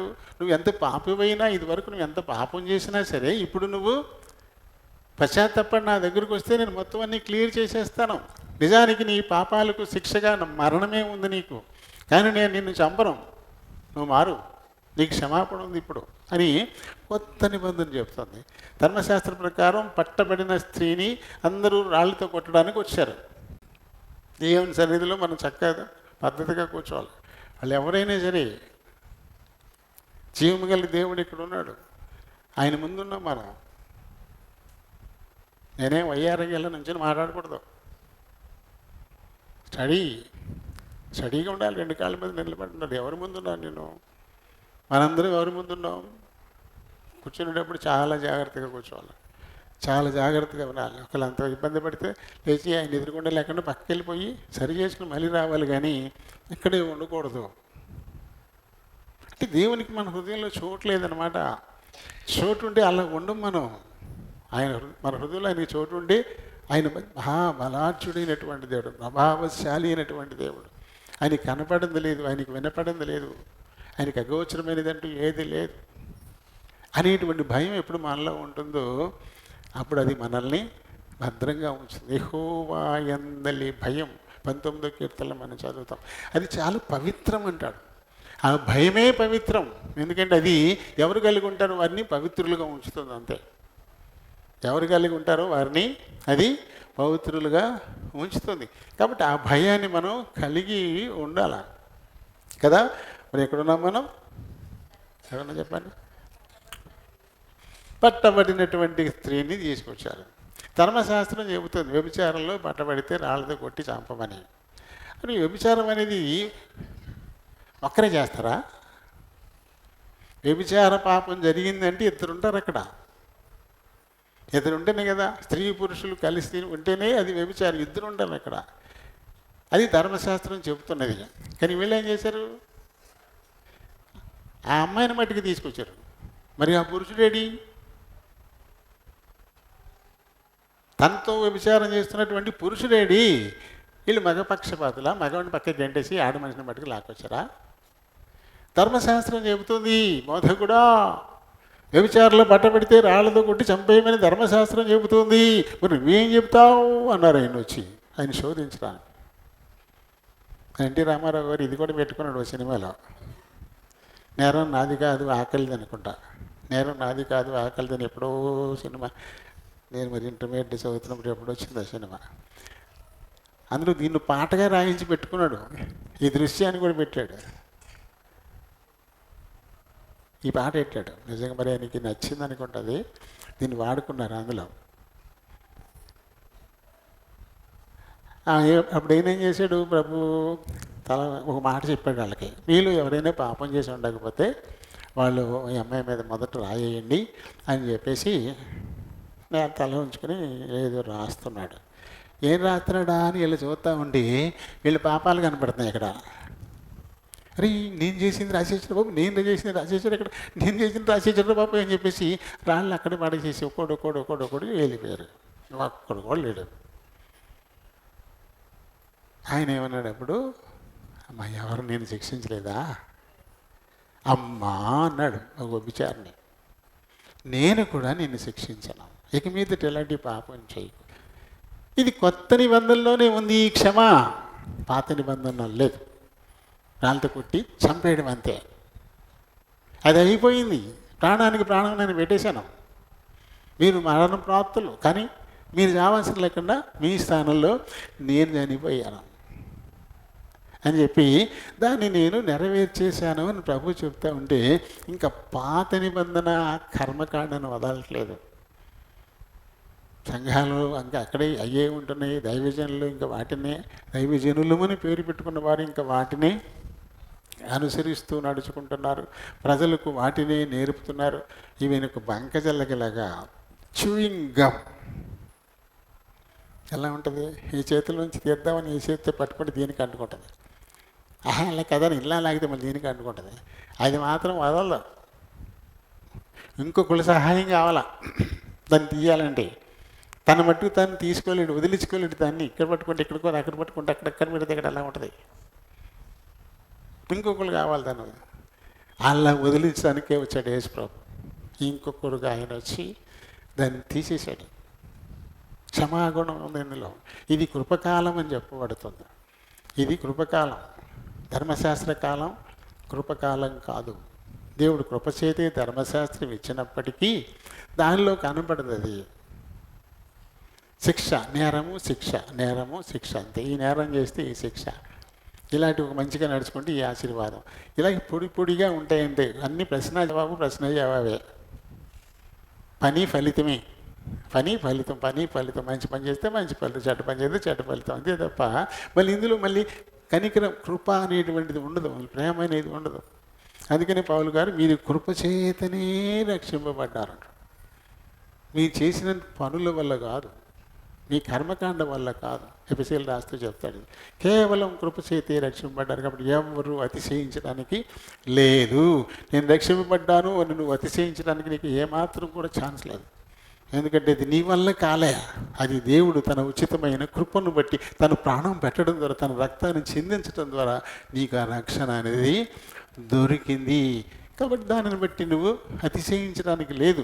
ఇచ్చిన దేవుని బట్టి అతిశయించాలి. నా దేవుడు ఇచ్చాడు నాకు, ఆ దేవుడు నన్ను రక్షించుకున్నాడు, నా దేవుడు నా కోసం రక్తాన్ని చెందించాడు, నా దేవుడు నా కోసం తన ప్రాణాన్ని పెట్టాడు, నా దేవుడు నా కోసం మరణమును జయించి పునరుత్థానుడై తిరిగి లేచాడు, నా దేవుడు నా కోసం నన్ను తీసుకెళ్ళడం కోసం మళ్ళీ రాబోతూ ఉన్నాడు అని నువ్వు అతిశయించాలి తప్ప రక్షింపబడ్డ దానికోసం కాదు. అది నీకు ఉచితంగా వచ్చింది, దానికోసం నువ్వు చెల్లించిన వెలంటూ ఏమీ లేదు. కాబట్టి ఏం చేయాలంటే కిందకి వద్దాం. మనకు ఆరోహ వృక్షం వలె వండిపోతాడు. మేలు వచ్చినప్పుడు అది వానికి కనపడదు. అంటే బాగా మంచిగా వర్షాలు వచ్చేసాయి, నీరు సమృద్ధిగా పారేసింది, అది చక్కగా చిగురు తొడుగుతుంది, చక్కగా అలా గుబురుగా వస్తుంది, మంచి మంచి పువ్వులు వస్తాయి, అంతే తప్ప ఇంత ఎదుగుద్దా? ఏమన్నా ఆ వర్షాకాలం వచ్చింది కాబట్టి ఆ వర్షంలో ఏమన్నా ఇంత ఎదిగిపోద్దా? ఇంకొరకు నీడిచ్చి అంత ఎదుగుద్దా? అది కనపడదు. ఎంత వాన వచ్చినా. అది మామూలు మొక్క ఉందనుకోండి, వర్షాలు లేని కాలంలో ఎదుగుదల తక్కువ కనపడ్డా వర్షాలు సమృద్ధిగా వచ్చేసరికి చాలా వేగంగా పెరుగుతుంది. మన కళ్ళు ఎదురుకుండానే పెరిగిపోతుంది. చూస్తానే నెలల్లోనే పోతకొచ్చేస్తుంది. ఊరికి ఎప్పుడు ఇంత అయిపోయింది ఇది అనుకుంటాం మనం. కానీ ఈ ఆరోహం వల్ల కాదు. దానికి వర్షాలు వచ్చినా ఒకటి, ఈ ఎండ వచ్చినా ఒకటి, అంతే ఉంటుంది, ఏముండదు. అందుకని దానితో ఈయన మరి పోల్చి మనకి చెప్తా ఉన్నాడు కదా. వాడు అడవిలో కాలిన నేల యందును నిర్జనమైన చవిటి భూమి యందును నివసించును. యెహోవాను నమ్ముకున్నవాడు ధన్యుడు, యెహోవానికి ఆశ్రయముగా ఉండును. వాడు జలముల యొద్ద నాటబడిన చెట్టు వలె నుండును. అది కాలువల ఓరను, దాని వేళ్ళు తన్నును, వెట్ట కలిగినను దానికి భయపడదు. కానీ దాని ఆకు పచ్చగా నుండును. వర్షము లేని సంవత్సరమున చింతనందదు, కాపు మానదు. ఎవరు దేవుని మీద ఆనుకుంటారో, మనుషులు కాకుండా దేవుని యందే నమ్మిక ఉంచుకుంటారో అలాంటి వాడు ఎలా ఉంటాడో ఇంకొక చెట్టుతో చెప్పాడు. ఒకటి ఆరోహం, రెండవది నీటి కాలువల ఆరున నాటబడినటువంటి చెట్టు. మొదటిది ఎడారిలో రాళ్ళు, రప్పలు, ఇసుక ఆ ప్రాంతాల్లో ఉండే మొక్క. పొదలు అలాగే ఉంటాయి. ఇంకా మనకు పేరు తెలియని అనేక పొదలు ఉంటాయి, పొదల్లో. కానీ చెట్లు బాగా నీళ్లుండే చోటే ఉంటాయి. అది దాని వేరు బాగా లోపలికి తన్నేది. పైన నీళ్ళు కనపడకపోయినా భూగర్భ లోపలుండే నీటిని కూడా అది పైకి లాక్కుంటుంది. దానికి ఏ చింత లేదు, వర్షాలు ఏమీ లేవు, కాలంలో కూడా ఇప్పుడేమో నీళ్ళు లేకుండా అయిపోయినాయి, నేనేమైనా అయిపోతానేమో అనే భయం దానికి ఉండదు. ఎందుకంటే సమృద్ధి జలం ఉన్నప్పుడు బాగా వేరు తన్ని ఎట్టడికి లోపలికి ఎక్కడికో వెళ్ళిపోయింది. ఆ వేరు లోపల పైన ఎండిపోయినా లోనుంటాయి నీళ్ళు. నేల పొరల్లో దాగి ఉన్న ఆ జలాలను తీసుకుని అది ఎదుగుతూనే ఉంటుంది. అది కాపు మానదు. ఎవరుంటారు ఇలా? అది ఒకటో కీర్తనలో చెప్పాడు. అది మొదటి కీర్తనలో మొదటి వచనంలో మనం చదువుతాం. అది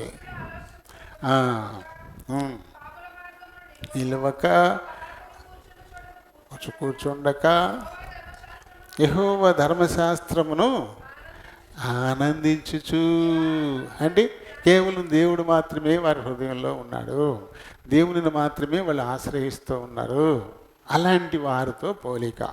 దుష్టులు మనుషులు ఆలోచనకి వెళ్ళరు, పాపులు ఆ మార్గంలో కూడా నుంచోరు వీళ్ళు, అలా అపహాసకులు కూర్చుండే చోట కూడా కూర్చోరు వీళ్ళు. ఎక్కడుంటారు? నిత్యము దేవుని ఆరాధన, దైవారాధన, ఆ ధర్మశాస్త్రాన్ని, ఆ వాక్యాన్ని అలా ధ్యానించుకుంటూ దేవుడిచ్చిన వాగ్దాన ఫలాల్ని పొందడానికి వీలుగా తమను తాము సిద్ధపరుచుకుంటూ ఉండేటువంటి వారి పరిస్థితి ఎలా ఉంటుందంట? అతడు నీటి కాలువల, ఇక్కడ చెప్పాడే చెట్టు అలే, నీటి కాలువల ఓరను నాటబడినది, ఆకు వాడక అది ఎప్పుడు ఫలం ఇవ్వాలో అప్పుడే. అంటే ప్రతిదానికి ఒక కాలం ఉంది, ఆ కాలంలో వచ్చే పండు నిజమైన పండు, ఆ మాధుర్యం ఉంటుంది దానికి. కానీ ఎకాలంలో వచ్చేవి దానికి కాలం కాదు. చూడండి, మనకి చూడండి మామిడి చెట్లు ఉంటాయి, మామిడి సీజన్ ఇప్పుడు పూత మొదలైంది, ఇది ఏప్రిల్ మే నాటికల్లా ఫలాలు వస్తాయి, అవి చాలా బాగుంటాయి. అలా కాకుండా మరి జూలై ఆగస్టులో కూడా మామిడికాయలు కాస్తాయి. అది ఆ సీజనా? అది మామిడి సీజన్ కాదు. అప్పుడు మామిడికాయలు కాస్తాయి, వాటిని ఏమంటాం మనం? పోనాస అంటాం. పుల్లగా నోట్లు పెట్టి పీ అంటాం. అది పండు అవుద్దా? దాని మాధుర్యాన్ని మనం ఆస్వాదిస్తామా? జుర్రుకుని తింటామా దాన్ని? పునాస మామిడి మనం తినడానికి బాగుంటుందా? ఏ పచ్చడి చేసుకోవడానికో వాడుకుంటాం అంతే, పుల్లుగా ఉంటుంది. ఎందుకంటే దాని కాలం కాదు అది. దాని కాలంలో ఫలించేటువంటిది ఏదైనా సరే, సీతాఫలాలు కూడా కొన్ని చోట్ల కాస్తుంటాయి కాని కాలంలో. ఆ కాయ బాగా పెరగదు, చెట్టు గడిచిపోయినట్టు ఇంత ఉంటుంది. అది కాలం కాదు, ఎందుకు కాసిందో కాసింది అది. అది నిజంగా సీతాఫలం ఎలా ఉంటుందో అంత మాధుర్యం దానిలో ఉండదు. కాబట్టి దాని కాలమందు ఫలం ఇస్తేనే ఆ ఫలం బాగుంటుంది. అందుకని ఆ పదాన్ని పనిగట్టుకుని పెట్టాడు ఎక్కడైనా. తన కాలమందు ఫలమిచ్చు చెట్టు వలే. ఇదైనా అంతే, వర్షకాలం నీకు వర్షం వస్తేనే ఉపయోగం, కానీ కాలంలో వర్షం వస్తే మాయిదారి వర్షం అని తిట్టుకుంటాం, వర్షాకాలంలో పడకపోతే మళ్ళీ తిట్టుకుంటాం, ఏంటో వర్షాకాలం లేదు, వర్షమే పడట్లేదు. అంటే ఆ కాలంలో అది పడాలంతే. అకాల వర్షాలు మనకి తీవ్రమైన నష్టాన్ని ఇస్తాయి, మన పంటలను నేలపాలు చేసేస్తాయి, కాయలు రాలిపోతాయి, పాడైపోతాయి. అది ఎప్పుడు రావాలో అప్పుడు వస్తేనే లాభం. అకాల వర్షాలు కూడా మనకి మంచివి కాదు, అలాగే అకాల ఫలాలు కూడా మనకి మంచివి కాదు. దాని కాలమున వర్షము దాని కాలమున ఇస్తాను అంటాడు. ద్వితీయోపదేశకాండం 28వ అధ్యాయంలో ఆశీర్వాదాల్లో ఉంటాయి, చదవక్కర్లేదు ఇప్పుడు. అది ఎప్పుడు కావాలో అప్పుడే వస్తుంది. అయితే మీరు శాపగ్రస్తులు అయితే కనుక మీ నెత్తి మీద ఆకాశాన్ని ఎత్తడిగా చేసేస్తానంటాడు. అని ఇక వర్షమే పడదు. ఆ శాపాల్లో అవన్నీ మనకి అక్కడ కనబడతాయి. కాబట్టి ఇక్కడ దాని కాలమున ఫలమిచ్చు చెట్టు వలె ఉంటుంది.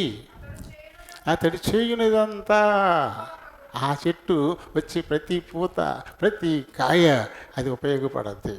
ప్రతిది ఆ కాలంలో వచ్చి ప్రతి పూత ప్రతి కాయ కూడా ఉపయోగపడుతుంది.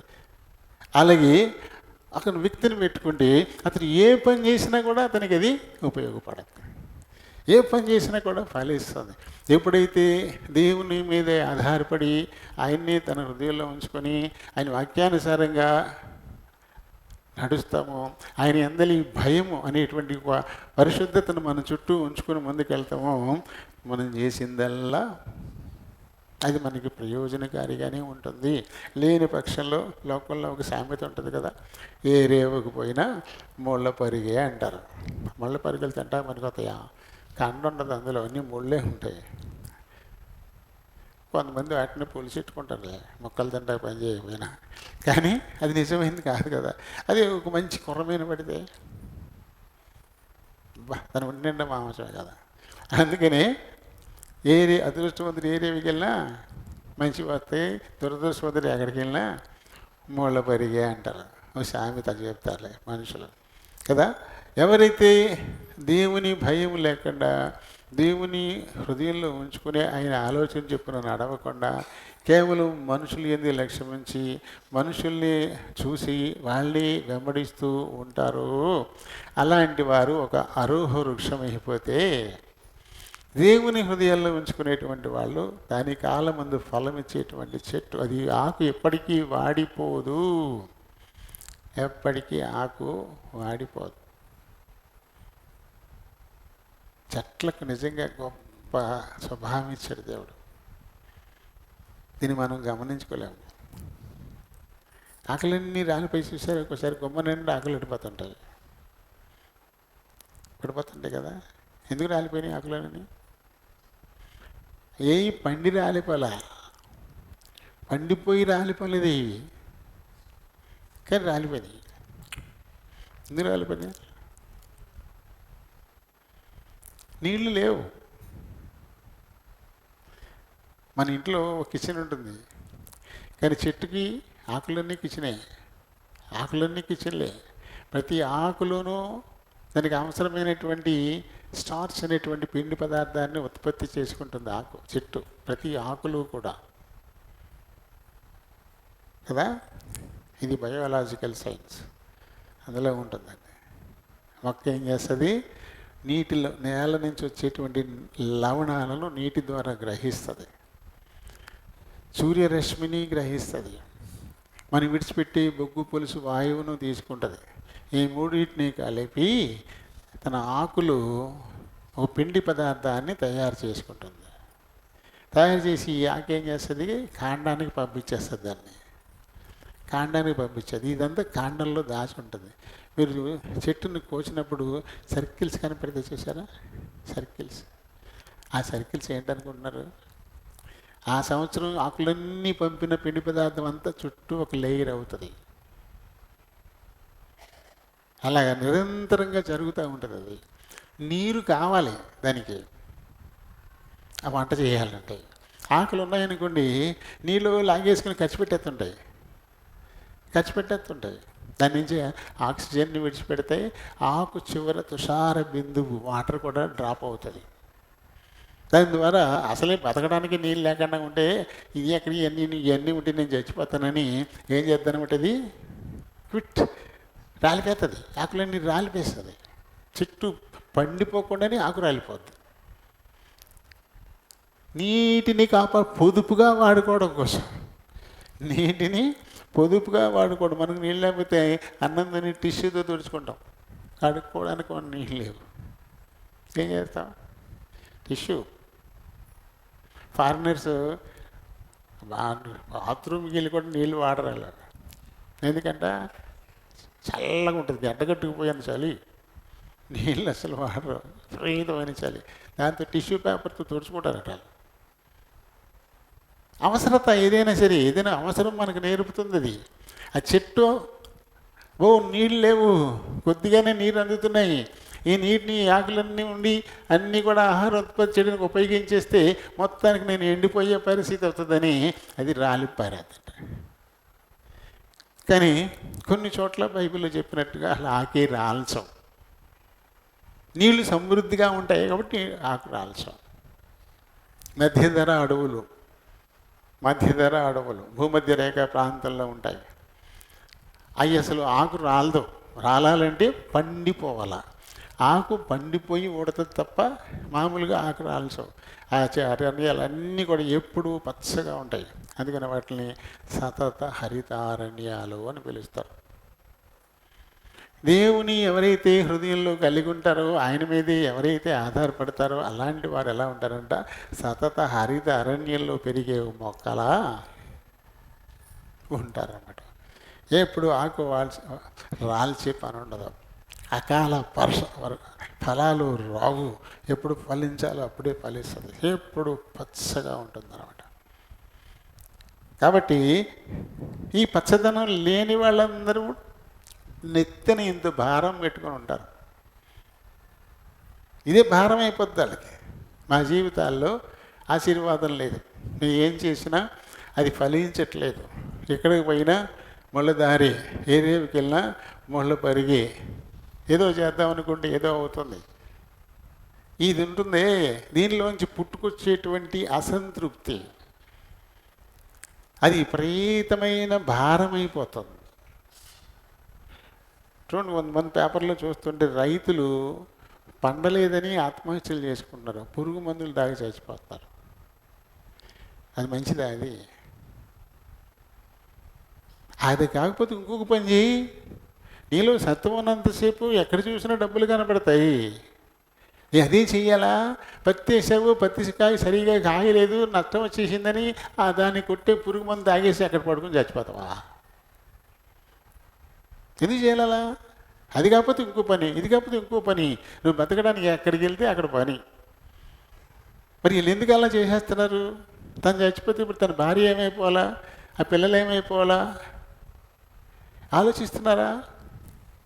ప్రభు చెప్పిన ప్రాథమికమైనటువంటి మాట, దేవుని తర్వాత మనం చేయాల్సిన మాట, నిన్ను వలె నీ పొరుగు వారిని ప్రేమించు. ముందు దేవుని ప్రేమించాలి, ఆ తర్వాత నిన్ను వలె నీ పొరుగు వారిని ప్రేమించాలి. నిన్ను నువ్వు ప్రేమించుకో, నీ పొరుగు వారిని కూడా ప్రేమించుకో. తనను ప్రేమించుకోవాలి. తను పొరుగు వాళ్ళంటే ఇమ్మీడియట్గా పొరుగు వాళ్ళు ఎవరు? తన భార్య, తన బిడ్డలే కదా. ఇమ్మీడియట్గా నెక్స్ట్ వాళ్ళే కదా.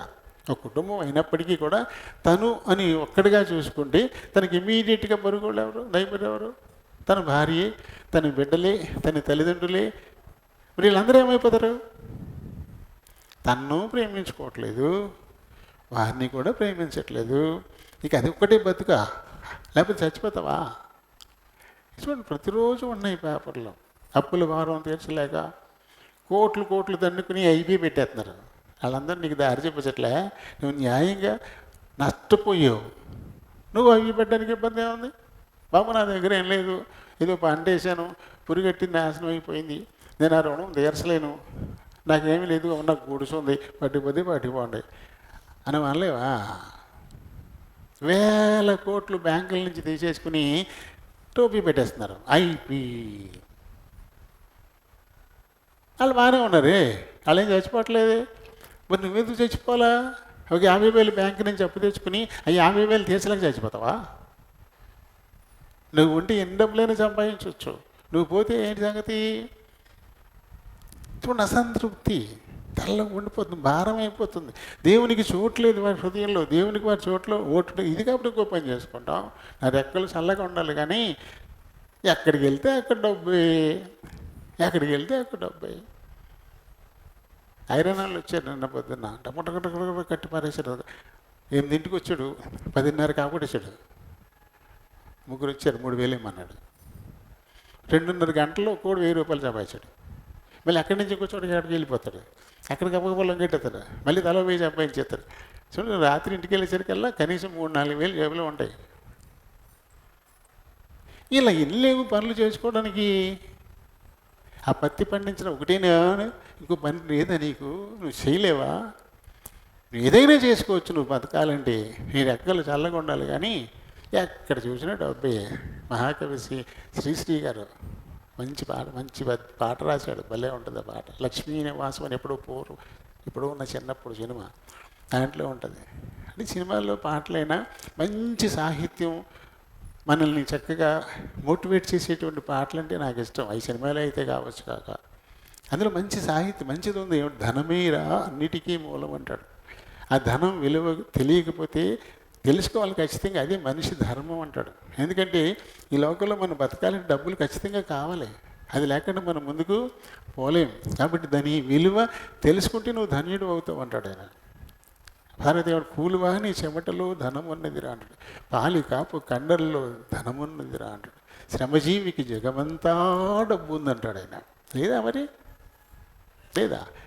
ఎక్కడికి వెళ్తే అక్కడ అన్నీ అనపెట్లే వెళ్ళి కాసేపు అక్కడ పని చేసి 1,000 రూపాయలు జోలి పెట్టుకోతావు, డబ్బులు ఎక్కడ లేవు. ఇలా ఎన్నైనా చేసుకుని బతకొచ్చు, ప్రాణం తీసుకోవాలా?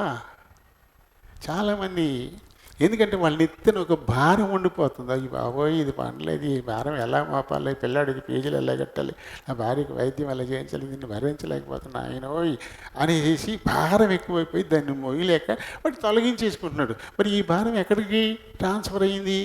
తన భార్య మీదకి పోయింది, తన బిడ్డల మీదకి పోయింది, తన తల్లిదండ్రుల మీదకి పోయింది. మరి వాళ్ళు ఎలా మోస్తారు?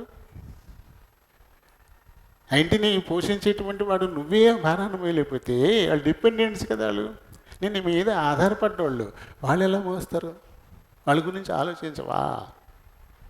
అయితే ఎవరికి దేవునికి హృదయంలో చోటు ఉంటుందో, ఎవరు దేవుని మీద ఆధారపడతారో అలాంటి వారు సాత్వికులుగా ఉంటారు, దీన మనసు గలవాళ్ళుగా ఉంటారు, దేవుని మీద ఆనుకుంటారు.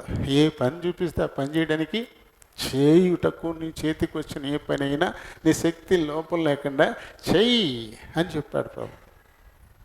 ఈ లోపం లేకుండా నీ చేతికి ఏ పని వస్తే చెయ్యి, ఏ పని వచ్చినా చెయ్యి. ఆ పని ఈ పని కాదు, మనం చెప్పాను కదా, కొత్త సంవత్సరం 1వ తారీఖు నాకు పని ఇచ్చాడు దేవుడు. నా సహోదరుల కోసం ఆ టాయిలెట్ శుభ్రం చేయాలని చేయాలి. అది చాలా జండాలంగానే ఉంది, అందులో అడిగడతలేదు. హ్యాపీగా వెళ్ళిపోయాను. శుభ్రంగా XXX అది పట్టుకెళ్ళిపోయి వాటిని కొట్టేసిన ముందు కొట్టేసేసి ముందు రాసుకోవడం వచ్చుకొని శుభ్రంగా సో నీట్గా తయారైపోయింది. వెళ్తున్నారు అందులోకి, ఇలా ఇంటి వెనకాల బాత్రూమ్ అంది, షెడ్లోంచి రైట్ సైడ్ దాన్ని శుభ్రం చేసాం. డ్రమ్ముతో వాటర్ కూడా పెట్టేసాం. వాటర్ కూడా సహోదరులు ఎక్కడికి బయటకు పెట్టి మీకు ఎలా నీళ్ళు పెట్టాను ఇక్కడ బాత్రూమ్ ముందు, మనకి పక్కన ఇంకోటి ఒకటి వెనకాల వరకు వెళ్ళేవారు.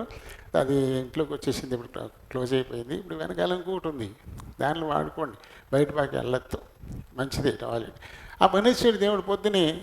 ఏం చేయలే, దీన్ని నేను చేయడం ఏంటి, నేనేంటి టాయిలెట్ కడగడం ఏంటి, ఏదైనా ఇది దేవుడు నా ప్రభు ఇల్లు, ఇది నా ఇల్లు, నా ఇంటి నేను శుభ్రం చేసుకోనా?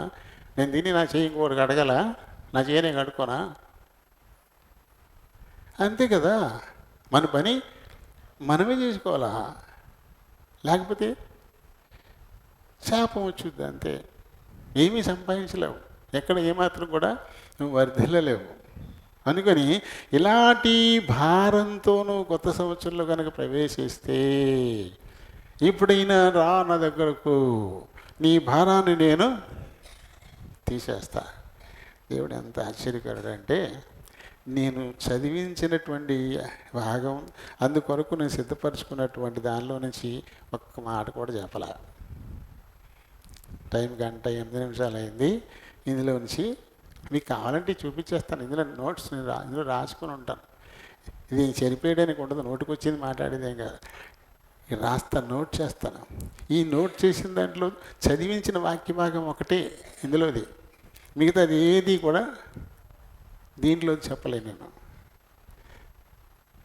దేవుడు ఎక్కడికో తీసుకెళ్ళిపోయాడు, ఎక్కడికెక్కడికో తీసుకెళ్ళిపోయాడు.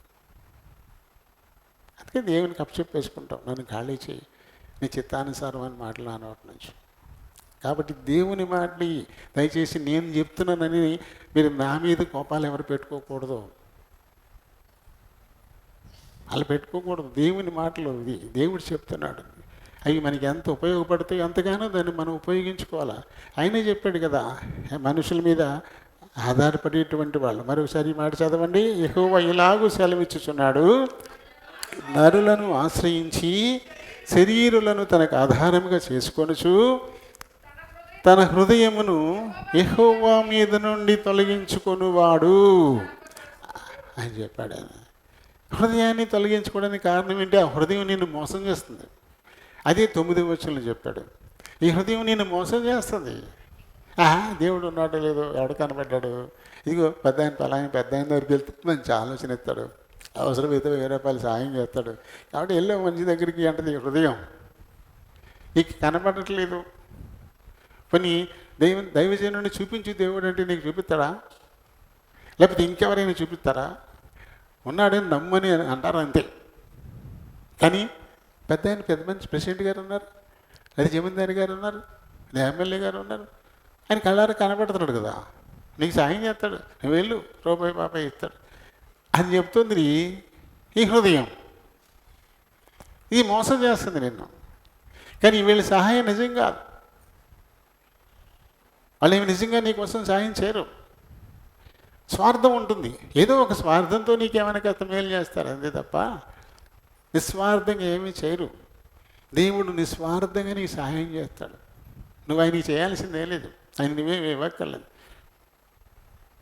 ఏదో నీ కృతజ్ఞతతో దేవునికి ఇస్తానని అనుకుంటున్నావు తప్ప అది దేవుడికి కావాలా? భూమి దాని సంపూర్ణత ఆయనదే కదా. ఆ మెట్టల మీద వేసే గొర్రె మేకల మందలన్నీ నావే కదా. నాకు ఆకలి ఇస్తేనే నేను అడుగుతానా ఇటు నేను అని ప్రభువే చెబుతాడు. కాబట్టి ఆయన దగ్గరికి వస్తే ఖచ్చితంగా నిత్యమైన సహాయం, అది సత్యం, తప్పకుండా దేవుడు ఇచ్చేటువంటి వాడు ఉన్నాడు. మరి కొత్త సంవత్సరంలో ఈ మొట్టమొదటి పునరుత్థాన దినాన ఇటువంటి ఒక మంచి ఆహ్వానం ఇస్తున్నాడు దేవుడు. ఇప్పటి వరకు నువ్వు ఎలా ఉన్నా సరే, ఎలాంటి భారాన్ని నువ్వు మోస్తున్నా సరే, ఇప్పుడు నా దగ్గర రా, ఆ భారాన్ని నేను తీసేస్తాను. సాత్వికం అంటే ఎలా ఉంటుందో నేర్పిస్తాను, దీన మనస్సు అంటే ఎలా ఉంటుందో నేర్పిస్తాను, అది నేను కలిగి ఉండి నేను సాధించిన ఘనత నీకు చూపిస్తాను. మరణాన్ని జయించను. ఈ లోకంలో రక్తమాంసాలు కలిగిన ఏ మనిషి అయినా చనిపోయి తిరిగి లేచాడా? మరణాన్ని జయించిన వాడు ఉన్నాడా? ఇది నేను జయించాను. అలా జయించడానికి రీజన్ ఏంటి? నా సాత్వికం, నో కంప్లైంట్స్. నా తండ్రి ఏది నాకు ఎదురుగా పెడితే దాన్ని నేను అనుభవిస్తూ ముందుకెళ్ళా. నేను దీన మనసు గలవాడిని, నా ప్రభువు మీద మాత్రమే నేను ఆధారపడ్డవాడిని. ఈ రెండిటి వల్లే నేను మరణాన్నే జయించి తిరిగి లేచా. ఎంత గొప్ప అసాధ్యాన్ని సాధ్యం చేసేసా నేను. నీ నెత్తి నుండి చిన్న భారాన్ని నువ్వు తొలగించుకోలేవా? నన్ను అనుసరిస్తే రా, నేర్చుకో, నా దగ్గర నేర్చుకోండి. నేను సాత్వికుడను, దీన మనసు గలవాడను, నా కాడెత్తుకోండి, అది చాలా సులువుగా ఉంటుంది, పెద్ద భారమేమీ కాదు అని ఆయన పిలిపించాడు. ఈ నూతన వత్సరంలో ఈ పిలుపును మనం స్వీకరిద్దాం. ఆ ప్రకారంగా నేను నడుచుకుని ప్రభు యొక్క సాత్వికాన్ని, దీన మనసును నేను కూడా కలిగండి, ఈ లోకాన్ని నేను గెలుస్తా అని చెప్పి కదా. మరి ఇంత గొప్ప దేవుడు, ఇటువంటి ఒక మంచి ఆహ్వానం ఇచ్చే దేవుడు, ఈయన నమ్మదగిన వేడు. ఏ మాత్రం అశక్యమైనటువంటి మాటలు ఆయన దగ్గర ఉండవు, నమ్మశక్యమే. ఆయన చేసే తీరుతాడు. చెప్పన శక్యమును మహిమాయుక్తమునైన ఆనందం ఇయడానికి చాలినటువంటి దేవుడు. ఆరాధించడానికి ఎందుకంటే మనకి ఎక్కువ కారణాలు అక్కర్లేదు. దేవుడి మాటల్ని దీవించునుగా. ప్రేమ కలిగిన మా ప్రియ పరలోకపు తండ్రి, వందనాలు, స్తోత్రాలు. మీ కృప చొప్పున ఇంతవరకు మా మధ్య నుండి మాకు నేర్పించిన ఆత్మీయ సత్యాలను బట్టి హృదయపూర్వకంగా మీకే కృతజ్ఞతాస్తుతులు చెల్లిస్తున్నాను. నేను మానవులు తమకే తెలియకుండా తన నెత్తిన చాలా భారాన్ని మోస్తున్నారు. అది వారి అసంతృప్తితో మొదలైనటువంటి భారాలు. ఏమాత్రం హృదయంలో సంతృప్తి లేకపోతే సమాధానం ఉండదు. సమాధానం లేకపోతే ప్రతీదీ ఎంతో భారంగా కనబడుతూ ఉంటుంది. దాని ఈ భారం ఒక్కొక్కసారి వారి నిరాశలోకి, నిస్పృహలోకి, కృంగుదలలోకి తీసుకెళ్ళి బలవంతంగా తమ ప్రాణాలను తీసుకునేలే కూడా చేసేస్తూ ఉంది. కాబట్టి నాయన, మీ సాత్వికాన్ని, మీ దీన మనస్సును మేము అలవరుచుకుంటే ప్రతి భారాన్ని మేము గెలవగలం, దించేసుకోగలం. అలా దించడానికై మీరిస్తున్న ఆహ్వానం, కొత్త సంవత్సరంలో మొదటిగా ఇచ్చిన ఈ పునరుత్థాన దినం, మా ప్రియులందరూ నాయన ఈ మాటలను హృదయాల్లో చేర్చుకొని మోసకరమైన తన హృదయాన్ని మీ మాటలతో నింపుకొని ఆయన తమ ఆత్మీయ జీవితాన్ని మేలుకరంగా మార్చుకోవడానికి సహాయం చేయమని అడుగుతున్నాను. ఇప్పుడు ఆరాధించబోతున్నారు నాయనా, మీరు ఆత్మీయ ఉన్నారు కనుక ఆత్మతోనూ సత్యముతోనూ ఆరాధించులాగున సహాయం చేయమని మా ప్రభువును, మా రక్షకుడునైనా యేసునామములో ఈ మనవులు సమర్పిస్తున్నాను మా పరమ తండ్రి. ఆమేన్. యోహాను సువార్త 6వ అధ్యాయము 35వ వచనాన్ని మనం కలిసి చదువుకుందాం. అందుకు యేసు వారితో ఇట్లనెను, జీవాహారము నేనే, నా యొద్దకు వచ్చువాడు ఏ మాత్రమును ఆకలిగొనడు, నా యందు విశ్వాసముంచువాడు ఎప్పుడునూ దప్పిగొనడు. దేవుడు పరిశుద్ధ వాక్యం ఎన్నికల్లో దీవించును. ప్రేమ కలిగిన మా ప్రియ పరలోకపు తండ్రి, కృప కలిగిన మా దేవా, మరొక మారు మీ కృపాసన వద్దకు వస్తున్నాము. మా వినికిడిలోనికి తేబడిన లేఖనాన్ని దీవించి ఆశీర్వదించండి ఆయన. ఇదిగో తండ్రి, మరొక మారు మాట్లాడడానికై నిలబడబోతుండగా నన్ను ఖాళీ చేసి మీ చిత్తానుసారమైన మాటలు నా నోట నింపి మీరే మాట్లాడుకుని మహిమ ఘనత ప్రభావాల్ని పొందమని అడుగుతున్నాను. చేర్చబడిన మా పిల్లలందరినీ బట్టి వందనాలు నాయన. కింద బేతెల్లో ఉన్నవారు కానీ, పైన బేతెల్లో ఉన్నవారు కానీ, ప్రతి ఒక్కరిని గురించి మీకే కృతజ్ఞతాస్తుతులు చెల్లిస్తూ ఉన్నాను. ఈ కొద్ది సమయం తమ హృదయాలు చెవుల్ని పరలోకపు గవిని వైపు కేంద్రీకరించులాగున సహాయం చేయండి. నిద్రాత్మల్ని, అంధకార శక్తుల్ని నజరేయుడిని యేసు నామములో బంధిస్తున్నాం.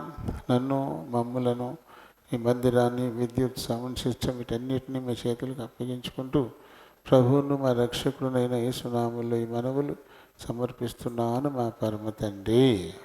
ఆమేన్. ప్రభునామములో అందరికీ వందనాలు. మరొకమారు మరి మన ప్రభు అయినటువంటి యేసుక్రీస్తు ఆయన ఏదైతే ఈ లోకంలో ఉన్నప్పుడు ఆయన మాట్లాడాడు, సంచరించాడు, అనుసరించాడు, వీటన్నిటినీ కూడా ఆయన ఏం చెప్పారు, వీటన్నిటినీ మరి సువార్తలు రాసిన సువార్తికులు రాసి పెట్టారు. అందులో మనం యోహాను సువార్తలోని ఈ 6వ అధ్యాయాన్ని మనం చదువుకున్నాం. ఇందులో మరి ఈ అధ్యాయం చాలా ఎక్కువ వచనాలతో పెద్ద అధ్యాయంగా కూడా మనకి కనబడుతుంది. 71 వచనాలు ఉన్నాయి. 21 అధ్యాయాల్లో ఇది పెద్ద వచనంగానే మనకి పెద్ద అధ్యాయంగానే కనబడుతుంది. దీనిలో ఎక్కువ ఆహారం గురించి ఆయన మాట్లాడాడు. ఈ అధ్యాయంలో ఎక్కువ ఆహారం గురించి మాట్లాడాడు. అలాగే ఆహారానికి సంబంధించి అద్భుతాన్ని చేశాడు. అలాగే మరి సముద్రం మీద నడిచిన అద్భుతం, ఈ 2 అద్భుతాలు ఈ 6వ అధ్యాయంలో మనకి కనబడతాయి. కాబట్టి మీరు చదివేటప్పుడు అధ్యాయాన్ని పరిశీలనగా చదవండి. ఏ అధ్యాయం అయినా సరే పరిశీలనగా చదివితే అందులో ముఖ్యమైన విషయం ఏంటో మనకి తెలుస్తుంది.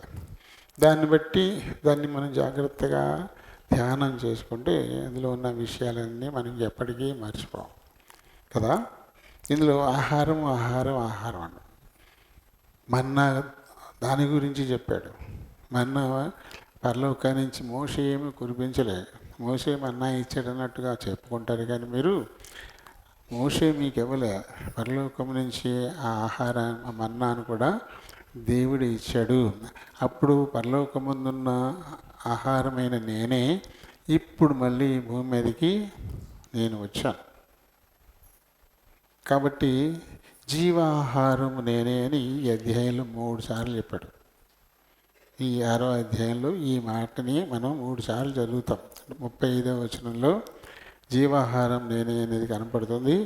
47వ వచనంలో మళ్ళీ జీవాహారం నేనే అని కనపడుతుంది. మళ్ళీ 51వ వచనంలో కూడా మళ్ళీ జీవాహారం నేనే అని ఈ పదాన్ని 3 సార్లు ఉపయోగించాడు.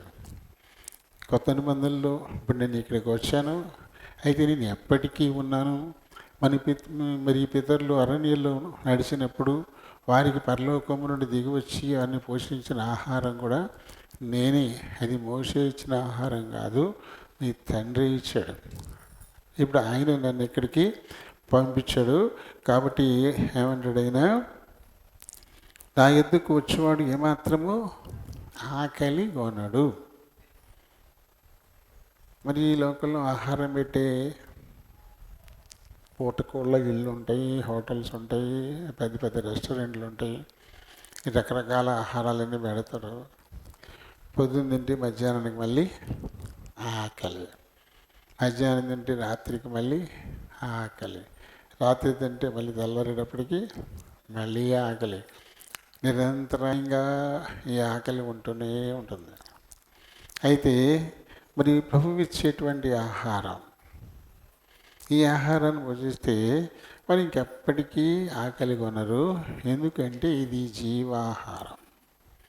ఆధ్యాత్మికంగా ఆకలి కొనరు, వాళ్ళు సంతృప్తులు అవుతారు. ఈ శరీరానికి ఏముందిలేండి, ఏం పెట్టినా అది అరిగించేసుకుని మళ్ళీ మొదలెడుతుంది, అరిగించేసుకుని మళ్ళీ మొదలెడుతుంది కదా.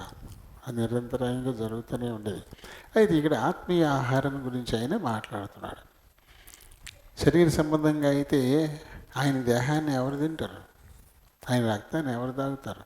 అబ్బో, ఇది చాలా కఠినమైనటువంటి మాట ఇది అని చెప్పేసి 52వ వచనం నుంచి చాలామంది ఆయన్ని వెంబడించడం మానేసినట్టుగా కూడా మనకి కనబడుతుంది. ఎందుకంటే ఆయన చెప్పే విషయము ఆత్మ సంబంధమైనవి అని గుర్తించకుండా కేవలం ఈ లోక సంబంధమైనవిగానే ఆలోచన చేస్తూ ఉన్నారు. అలాంటి వారికి ఇబ్బందిగా ఉంటాయి ఈ మాటలు, ఇబ్బందిగా ఉంటాయి. అందుకని వెళ్ళిపోయారంటే 52 వచ్చిన చూడండి. యూదులు ఈయన తన శరీరమును ఎలాగూ తిననీయగలడని ఒకరితో ఒకడు వాదించిరి. కావున యేసు ఇట్లనను, మీరు మనిషి కుమారుని శరీరము తిని ఆయన రక్తము తాగితేనే కానీ మీలో మీరు జీవము గలవారు కారు అని ఈ రకంగా ఆయన చెప్తా ఉంటే 66వ వచనం చూస్తే, అప్పటి నుండి ఆయన శిష్యుల్లో అనేకులు ఆయన్ని వెంబడించడం మానేశారంట. అంటే ఈయన శరీరాన్ని తినమంటారేంటి, ఈయన రక్తాన్ని తాగడం అంటారేంటి, మనం ఏమైనా రాక్షసులమా, మనుషుల్ని తింటామా మనం? ఈ రకంగా శరీర సంబంధంగా ఆలోచన చేశారు. కానీ ఆయన వాక్యమై ఉన్న దేవుడు, ఇదే మన ఆకలిని తీర్చేది, ఇదే మన దప్పికను తీర్చేది. దాన్ని జనులు సరిగా అర్థం చేసుకోకుండా అపార్థం చేసుకుని ఆయన దగ్గరికి రావడం మానేశారంట. అందుకని ప్రభు ఏం చెప్పాడు? పిలువబడిన వారు అనేకులు, ఏర్పరచబడిన వారు కొందరే అని ప్రభు చెప్పాడు. ఇలా అనేకులు ఆయన చుట్టూ వచ్చారు. కానీ చాలామంది ఆగిపోయారు. ఆయన అర్థం కాలేదు, ఆయన అర్థం కాల. నాకు మళ్ళీ చెప్తాను, ఇంతవరకు భక్సింగ్ గారి గురించి సార్ మళ్ళీ గుర్తు చేస్తాను. మనం పల్లవి చెబుతాము, అది మన హెబ్రోను సహవాసంలోనే ఉంటుంది.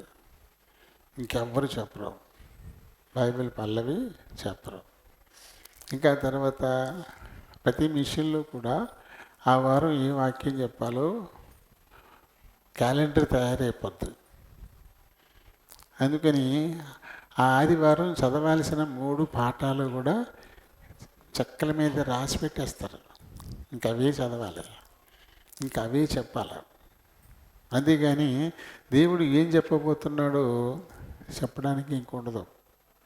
ఆ వాక్యాన్ని అనుసరించి మాత్రమే చెప్పాలి. ఇక్కడ ఎవరు వేరే అవసరతలో ఉండేవాళ్ళు ఉంటారు. కానీ దేవుడు ఏం చేస్తాడు? వారి అవసరత తీర్చడం కోసం ఆయన మాటలు ఇస్తాడు. కానీ ఆ మాటలు చెప్పడానికి లేదు. ఆ మాటలు చెప్పారు ఇటువంటి బయట నుంచి వచ్చిన వాళ్ళు ఎవరైనా మళ్ళీ వాళ్ళని ఇంకా పిలవరు. ఎందుకంటే మన పాఠాలని, మన క్యాలెండర్ని వదిలేసి ఆయన ఇష్టం వచ్చింది ఏదో చెప్తున్నాడు అనుకుంటారు. కానీ ఇది దేవుడు చెప్పాడు అనుకోరు. అదే అపార్థాలు ఉంటాయి అన్నీ కూడా. అందుకని ఎప్పటి నుంచి అర్థం చేసుకోకుండా ఆయన వెంబడించడం మానేశారు. అలాగే కొంతమంది ఇలాగా దేవుడిచ్చిన మాటలు చెప్తే ఎటువంటి దైవజనుల్ని పిలవరు కూడా. అవి కఠినంగా ఉంటాయి. ఆ హృదయానికి దేవుడు చెప్తాడు. ఎందుకంటే సంఘంలో ఉన్న పరిస్థితికి అవసరమైన మాటలు ఆయన నోటి నుంచి ఆయనే మాట్లాడించుకునేటప్పుడు ఈ మైక్ ఏం చేస్తుంది? ఈ మైక్లోంచి మంచి మాటలు వస్తలేదు నాకు, ఎన్ని కఠోరమైన మాటలన్నీ వస్తున్నాయి ఈ మైక్లో నుంచి అంటే మైక్దేముంది అందులో? ఎవరు మాట్లాడుతున్నారో వారి స్వరమే మైక్ ద్వారా వస్తుంది. కానీ మైక్ ఏమైనా సొంతంగా మాట్లాడుతుందా? కాబట్టి నిలబడ్డ దైవజనులందరూ కూడా మౌత్ పీస్లే, మాట్లాడేది దేవుడు. ఇక్కడ వీళ్ళకి అర్థం కాలేదు. నేను ప్రారంభం నుంచి ఉన్నాను, మనుషుడు రొట్టె వలన బతుకుడు, యెహోవా నోటి నుండి ప్రతి మాట వలన మాత్రమే జీవిస్తాడు. కాబట్టి ఆయన మాట చేతనే పోషించాడు. మాట చేత అందరికీ కూడా మన్నాను కురిపించునంటే కురిపించేశాడు. వచ్చేసింది, ఆకాశం నుంచి వచ్చి పడిపోయింది అంతే. వాళ్ళకి బండ నుంచి నీళ్లు రావాలంటే బండ పగిలి చలయేళ్ళు పుట్టుకొచ్చేసాయి. వీళ్ళకి కౌజు బిడ్డలు తింటారు, ఇవి కావాలి నా బిడ్డలు కానీ అంటే గొప్ప తెప్పలుగా వచ్చి అక్కడ పడిపోయినాయి. ఆయన మాటే కౌజు పిట్టగా మారిపోయింది. ఆయన మాటే జల ప్రవాహంగా మారిపోయింది. ఆయన మాటే ఆకాశం నుండి మన్నాగా మారిపోయింది. ఆయన మాట చేతే 40 ఏళ్ల పాటు వాళ్ళు ఎక్కడ నేల దున్నలేదు, మొక్క నాటలేదు, పంట పండించి కోసుకుని తినలా. 40 సంవత్సరాలు వాళ్ళు కొత్త బట్టలు ఏమి వేసుకోలేదు, ఎందుకంటే వేసుకున్న బట్టలే పాతగిల్ల. కొత్త చెప్పులు ఏమి తెచ్చుకోలేదు, వాళ్ళు వేసుకున్న చెప్పు వారు కూడా తెగిపోలా. మరి ఏం కాగడాలు పుచ్చుకుని వెళ్ళలేదు. రాత్రి అగ్ని స్తంభంలో, పగలు మేఘస్తంభంలో ఉంటూ ఆయన నడిపించాడు. ఏ పాలు ఎక్కడైతే వాళ్ళందరూ గుడారాలు వేసుకొని ఉన్నారో అక్కడ మేఘం నిలబడిపోయింది. మొత్తం పాలానికి పగలు ఎండ దెబ్బ తగలకుండా గొడుగు పెట్టేసింది. రాత్రిళ్ళు మొత్తం అంతా ప్రకాశమానమైన వెలుగునిచ్చేసింది. వాళ్ళు అది మేఘం కదిలినప్పుడే వీళ్ళందరూ బయలుదేరేవాళ్ళు. మేఘం ఆగిపోయినప్పుడు అక్కడ గుడారాలు వేసేసుకునేవారు. అంటే నిరంతరము తన మేఘంలో ఉండి వారిని వెంబడిస్తూ వచ్చాడు. దానిలో నుంచి మన్నా కురిసింది, దానిలో నుంచి పూరేళ్ళు పడ్డాయి, దానిలో నుంచి జీవజలం వచ్చింది. అది అర్థం చేసుకునేటువంటి వారు లోక సంబంధులుగా ఉండేటువంటి వారు. ఇందులోనే ఇస్కరియోతు యోధాను ప్రస్తావించాడు ఈ అధ్యాయంలోనే, దీనిలోనే. ఎందుకంటే యేసు ప్రభువుని ఆయన సరిగా అర్థం చేసుకోలే, అపార్థం చేసుకున్నాడు. అపార్థాలు ఉన్నప్పుడు సాతానుడు వచ్చేస్తాడు. మనం అపార్థం చేసుకున్నప్పుడు సాతానుడు మనకి బలమైపోతాడు, తన ఇష్టానుసారంగా వాడుకుంటాడు. ఎప్పుడు ఇస్కరియోతు దేవుని అపార్థం చేసుకున్నాడు,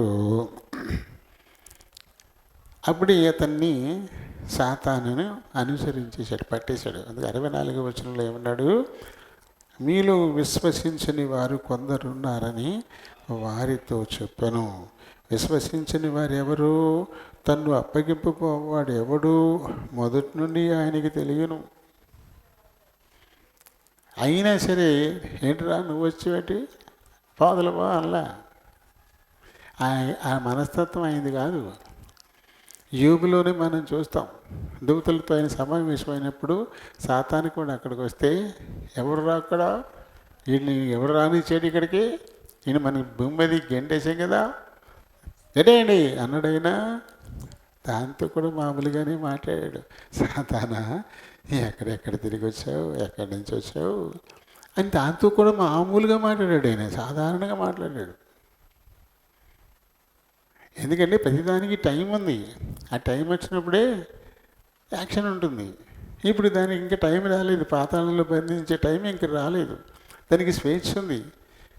కాబట్టి ఎలా, అందుకని మామూలుగా మాట్లాడాడు కదా. మనం చదువుతాం కదా, యోబు 1వ అధ్యాయంలో చదువుతాం, సాతానా ఎక్కడి నుంచి వచ్చావు అంటే భూమి మీద అటు ఇటు తిరుగుతూ నేను ఇక్కడికి వచ్చానంటది అది. అటు ఇటు చూసావా, మరి నా సహాయకుడు నీ యోబుని చూసావా, అస్సలు యూజీ దేశం మొత్తం మీద అలాంటి వాడు ఉండడు, చూసావా అన్నాడు కదా. అలాగే ఇక్కడ కూడా ఈ 12 మందిలో ఒకడు సైతానే, అదే నీకు తెలుసు, తెలిసినా నువ్వెందుకున్నావు ఇక్కడ అని చెప్పి అనలేదు కదా. చూడండి, ఇందులో 70 వచనం, అందుకు యేసు నేను మిమ్మల్ని 12 ఏర్పరచుకొనలేదా. వారిలో ఒకడు, 12 మంది శిష్యుల్లో ఒకడు సైతాను. చూడండి, సైతాన్ని కూడా శిష్యుల్లో ఒకరికి పెట్టుకు తిరుగుతున్నాడు ఆయన. సైతాన్ని కూడా తన శిష్యుల్లో ఒకరికి పెట్టి తిరుగుతున్నాడు. ఏనా నన్ను అప్పగప్తకి టైం కోసం ఎదుగుతున్నావా, నాతో పాటు ఎందుకున్నావు నువ్వు, మాతో పాటు ఎందుకున్నావు, అసలు పనికి మాలుడా పోతలుగా అన్నాడా. వాడు టైం ఎంతవరకు ఉండాలి అంతవరకు ఉండాల్సిందే. ఈ సమయాన్ని ఒకవాడు తను మారడానికి వాడుకుంటాడేమో. తన కళ్ళ ఎదురుగా కుష్ఠరోగులు బాగుపడడం, గుడ్డివారు చూపు పొందడం, కుంటివారు నడవడం, పక్షవాయువులు వారు లేవడం, చనిపోయిన వారు తిరిగి లేవడం, ఇవన్నీ చూసినప్పుడైనా వాడి మనసు మారుతుందేమో.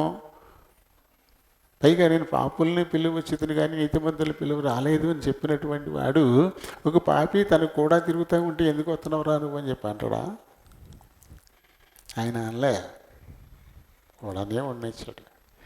భోంచేసేటప్పుడు కూడా తర్వాత ఒకసారి ఆయనతో పాటే తిన్నాడు. ఆయన ముక్క ముంచి ఆ గిన్నెలో పులుసు ఉంటుందన్నమాట, ఈ రొట్టె ముక్కనే పులుసులో ముంచుకొని తింటారు. ఈయన ఎప్పుడైతే ముంచుతున్నాడో అప్పుడే యోధా కూడా ముంచాడంట, ఇదిగో నాతో పాటు చేతులు ఉంచుతున్న వాడే అని చెప్పేసి అని, నువ్వు త్వరగా వెళ్ళు, నీ పని చెయ్యి. ఆయనే పంపించాడు, నువ్వు త్వరగా వెళ్ళి నీ పని చేయి, నన్ను అప్పగించడానికి 30 వెండి నాణేలు తీసుకున్నావు కదా, దానితో నువ్వు ఆ గ్రూపులో చేరావు కదా, నన్ను చంపే గ్రూపులో, వెళ్ళు త్వరగా నీ పని ముగించు అన్నాడు. అని తెలుసు ఆయనకి. తెలిసినా సరే ఆ సైతాన్ని దూరంగా ఆయన తరిమేయలేదు, కూడనే ఉంచుకున్నాడు కదా. ఇవన్నీ మనకు మాదిరి. మనం జీవము గలవారం కావాలంటే అందరినీ ప్రేమించాలి, అందరినీ సహించాలి. అవతల వాడు ఎలాంటి వాడో మనకి తెలిసినా సరే తనని నిందించకూడదు, హీనపరచకూడదు, దానికి సమయం ఇవ్వాలంతే. అయితే ఇక్కడ ఈ ఒక దాని గురించి మాట్లాడుకుందాం. ఇప్పుడు జీవాహారం గురించి వచ్చాం కదా. ఈయన ఏమన్నాడు ఇక్కడ, నేనే జీవాహారం అని చెప్పాడు. ఈ పైనుంచి మనం చూస్తే ఇక్కడ మోషే మీకు జీవాహారం ఇవ్వలేదు, నేనే ఇచ్చానంటే 31 వచనాన్ని చదువుదాం. భుజించుటకు పరలోకం నుండి ఆయన ఆహారం వారికి అనుగ్రహించను అని రాయబడినట్టు, మన పితరులు అరణ్యంలో మన్నాను భుజించిరని ఆయనతో చెప్పిరి. కాబట్టి యేసు, పరలోకము నుండి వచ్చు ఆహారము మోషే మీకు ఇవ్వలేదు, అప్పుడు ఇచ్చింది కూడా తండ్రి, అప్పుడు ఆహారమైంది కూడా నేనే అన్నట్టుగా, నా తండ్రి పరలోకము నుండి వచ్చు నిజమైన ఆహారము మీకు అనుగ్రహించుచున్నాడు. అప్పుడు మన పితరులకైనా ఇప్పుడు మీకైనా నేనే ఆ జీవాహారాన్ని నేనే అని చెప్పాడు. కాబట్టి ఎవరైనా నా దగ్గరికి వస్తే, నన్ను పూజిస్తే వాళ్ళ ఆకలి తీరుతుంది. ఎప్పుడు ఆకలి కొనరు. అలాగే నా రక్తాన్ని తాగితే వాళ్ళు ఎప్పుడు కూడా దప్పికొనరు అని ఆయన చెప్పిన మాటలు. అయితే దీన్ని మనం నమ్మాలి. అవి కొంచెం కఠినంగానే ఉంటాయి. ఇదేంటి నా శరీరం అంటాడు, ఇదేంటి నా ఆహారం అంటాడు, ఆయన రక్తాన్ని, ఆయన శరీరాన్ని మనం ఎలా తింటాం తాగుతాం అని ఈ లోక సంబంధమైన ఆలోచనలు ఎవరు ఉంటారో వారైతే ఇంకా నిత్యరాజ్యానికి సిద్ధపడరు. ఆత్మ సంబంధమైన ఆలోచన మనం చెయ్యాలి. చూడండి, 54వ వచనంలో ఉంటాడు, నా శరీరము తిని నా రక్తము తాగువాడు వాడే నిత్యజీవము గలవాడు, అంత్యదినము నేను వారిని లేపుదును. నా శరీరం నిజమైన ఆహారమును, నా రక్తము నిజమైన పానీయమునై ఉన్నది. నా శరీరము తిని నా రక్తం త్రాగువాడు నా యందును నేను వాని యందును నిలిచియుందును. ఆయన మన యందు మనం ఆయన యందు నిలిచి ఉండకపోతే ఈ లోకంలో మనకి ఏం దొరకదు కదా. ఆయన చెప్పిన మాటే, మీరు నా యందు నా మాటలు మీ యందు ఉన్నప్పుడు మీకు ఏం కావాలో అది అడగండి, అది మీకు ఇవ్వబడుతుంది అని చెప్పాడు యేసు. ఆయన మనకి ఏదైనా ఇవ్వాలంటే ఖచ్చితంగా ఆయన యందు మనం ఉండాలా, ఆయన మాటలు మన యందు ఉండాలా. అప్పుడు మాత్రమే అడిగే అవసరం, అడిగితే మనకి దొరికే పరిస్థితి ఉంటుంది, అడిగే హక్కు కూడా దొరుకుతుంది. అది సంపాదించుకోవాలంటే నిజమైన ఆహారమైన ఆయన దేహానికి సాదృశ్యమైన రొట్టె అంటే దేవుని నోట ఉండి వచ్చిన మాట. మనుషుడు రొట్టె వలన జీవించడు, దేవుని నోట నుండి వచ్చేటువంటి మాట అనేటువంటి రొట్టె అది జీవింపజేస్తుంది. అది ఇదే కదా, ఇదే దీనిలోనే ఉంది అదంతా కూడా. ఇది నిజమైన ఆహారం, ఇది నిజమైన పానీయం. దీని కాకుండా శరీర సంబంధంగా మరి ఎంత తిన్నా మన ఆకలి ఏం తీరదు, ఎంత తాగినా మన దాహం ఏమీ తీరదు. అమ్మ జాగ్రత్త, మరి చక్కగా సరిగా కూర్చోండి. అప్పుడప్పుడు మరీ దారుణంగా కాళ్ళారు చాపేసేయద్దు. ఒక్కొక్కసారి ఇబ్బంది వచ్చినప్పుడు చాచుకుని మళ్ళీ తీసి, అంతేగాని అలా పెట్టుకుని కూర్చోకూడదు. నొప్పి కరెక్టే, నొప్పులు పడతాయి. అప్పుడు ఏం చేయాలి, కొంచెం రిలాక్స్ అయ్యి మళ్ళీ నార్మల్ వచ్చేసేయాలి. అంతేగా నీకు అలానే ఉండిపోతే దేవుని సన్నిధి కదా, మీకేం వెళ్తాయి, మా కాళ్ళ నొప్పులు అలా మాట్లాడుకుంటారు. తలగట్ల 3 లేచి రాత్రి సాయంకాలం 3 దాకా తిరిపి లేకుండా పని చేయడానికి నొప్పులు ఉండవు మనకి. అది మన సొంత పని కదా, అప్పుడు ఏ నొప్పులు ఉండవు, ఏ ఇబ్బంది ఉండదు. చాలా కష్టపడి పని చేస్తామండి. పని చూస్తే పని అయిపోతే 2000 వస్తాయి. కానీ ఇక్కడ కూర్చుంటే ఏమవుతాయి? ఇక్కడ నొప్పులన్నీ బయటకు వస్తాయి. అంతే కదా? మీరు మేలు పొందాలనే చెప్తున్నాం ఈ మాటలు, కొంచెం కఠినంగా ఉన్నా. ఎందుకంటే దేవుని సన్నిధిని ఆ రకంగా మనం కూర్చుంటే ఎలా దేవుడు మనల్ని ప్రేమిస్తాడు? నిర్లక్ష్యం కదా. అఫ్టర్ ఒక అధికారి ముందు నువ్వు అలా కూర్చుంటేనే తీసి అవతల పాడేస్తాడు. మరి జీవం గల దేవుని ముందు ఎలా కూర్చుంటాం? అలా మేలు ఎలా కలుగుద్ది మనకి? మేలు ఎలా పొందుతాం? మరి ఎప్పుడు అదే చెప్పుద్దా మనకి? లేదు కదా. ఇక్కడికి వచ్చాక వస్తుంది, బయట ఉండదు. బయట మన పనులు సక్రమంగా చేసుకుంటాం. మరి దేవుడికి తెలియదా మనం ఎలా ఉంటున్నామో? మీకు తెలియని విషయాన్ని మీకు తెలియజెప్పడమే నా పని. దానివల్ల మీరు మేలు పొందాలని. అయితే అది మీకు కష్టంగా ఉండొచ్చు, నిష్ఠూరపరిచినట్టుగా ఉండొచ్చు. కానీ వాస్తవం ఎప్పుడూ నిష్ఠూరంగానే ఉంటుంది. మన లోక సంబంధులుగా నడుచుకునేటప్పుడు వాస్తవాన్ని అంగీకరించలేం. మీ లోక మర్యాద వెంబడిపోతాం అంతే. కానీ వాస్తవం ఏంటి? మరి నేను ఎంతసేపు నుంచి ఉన్నాను? వచ్చిన కానీ నేను వచ్చినా ఉన్నాను, ఎక్కువసేపుగా కూర్చున్నది. మళ్ళీ నిలబడే ఉన్నాను కదా, మాట్లాడుతూనే ఉన్నాను కదా. నాకు ఎలా ఉండాలా? కాబట్టి నేను ఒక కుర్చీ వేసుకుని కూర్చోవాలా? ఏమో దేవుడు ఆ పని అలాంటి పరిస్థితి అయితే తప్పదు, అలాగే కూర్చొని మాట్లాడలేమో. ప్రస్తుతానికి మటుకు బాగానే ఉన్నాను కాబట్టి నిలబడి ఉంటాను. ఎంతసేపు అయినా అలానే మాట్లాడతాను. దేవుని సన్నిధి అనేటువంటి భయం, భక్తి, అది మనకు ఒక నూతన బలాన్ని, శక్తిని మనకి ఇచ్చేదిగా అది ఉంటుంది. దేవుని మీద ఆనుకోండి. అది కొంచెం రిలాక్స్ అవ్వండి. పడతాయి, అప్పుడు తప్పదు, అప్పుడు చాచుకోవాలి. తర్వాత మళ్ళీ నార్మల్ స్థితికి వచ్చేయాలి. అంతేగాని ఇంక అలానే ఉండిపోకూడదు. అది మంచిది కాదు. ఎవరినైనా అలాగనే అడుగుతాను, ఎవరినైనా అలాగే చెప్తాను. దేవుని సన్నిధిలో ఉండడం నేర్పించడం మా పని కదా. చూడండి మరి ఏమంటాడు ఈయన? నిజం, నా దేహం అది నిజమైన ఆహారం, నా రక్తం అది నిజమైన పానీయం. ఈ లోకంలో తినటానికి తిండి, తాగడానికి నీళ్ళు ఉన్నప్పుడు ఆయుర్దాయం ఉన్నంతకాలం బతుకుతారుగా, ఆ తర్వాత చచ్చిపోతారు. ఇటెల కాలం ఉండరు. ఆహారం దొరుకుతుంది, పానీయం దొరుకుతుంది కదా అని ఇటెల కాలం ఉంటారు ఈ లోకంలో? ఉండరు. కానీ ఆయన దేహానికి సాదృశ్యమైన రొట్టె ఆయన దేహమే, ఆయన రక్తానికి సాదృశ్యమైన రసం అది ఆయన రక్తమే. దానిలో ఎవరు పాలిభాగస్తులు అవుతారో ప్రభుతో నిత్యము ఉంటారు. అలాగే మరణమే ఉండదు. నిత్యము జీవింపజేసేది నిజమైన ఆహారమే. అంటే మనం ఇప్పుడు ఈ లోక సంబంధంగా తింటున్నది నిజమైన ఆహారం కాదు. ఇది ఏదో తాత్కాలికంగా అంతే. ఇక నిజమైన ఆహారం అయితే ఎప్పటికీ ఒకేలా ఉంటాం కదా, మార్పు రాదు శరీరంలో.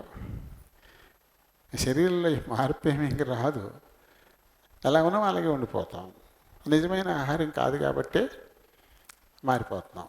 క్రమక్రమంగా మారిపోయి ఆఖరికి అది కూడా తినలేని, తాగలేని పరిస్థితి వచ్చేసి, పట్టుకోలేని పరిస్థితి వచ్చి ఇలా ఊగిపోయి ఆఖరికి మనం వెళ్ళిపోతాం.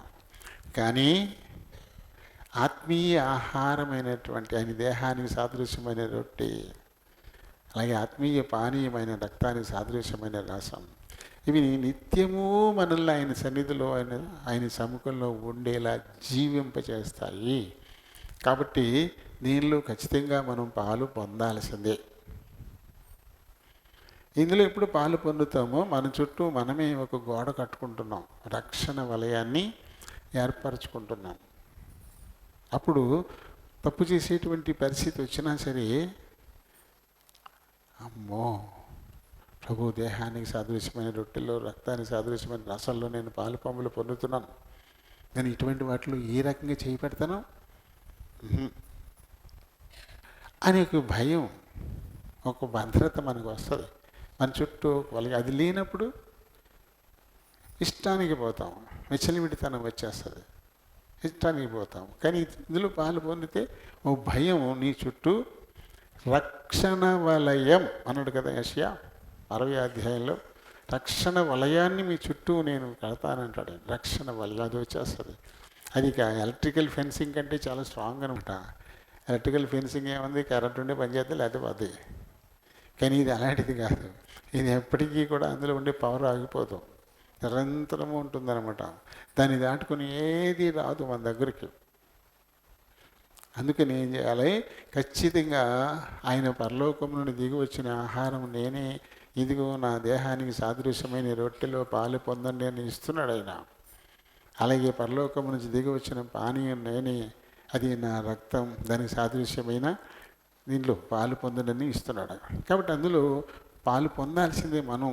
పాలు పొందకపోతే నిత్యజీవం కలవారం మనం కావని ఖచ్చితంగా చెప్తున్నాడు.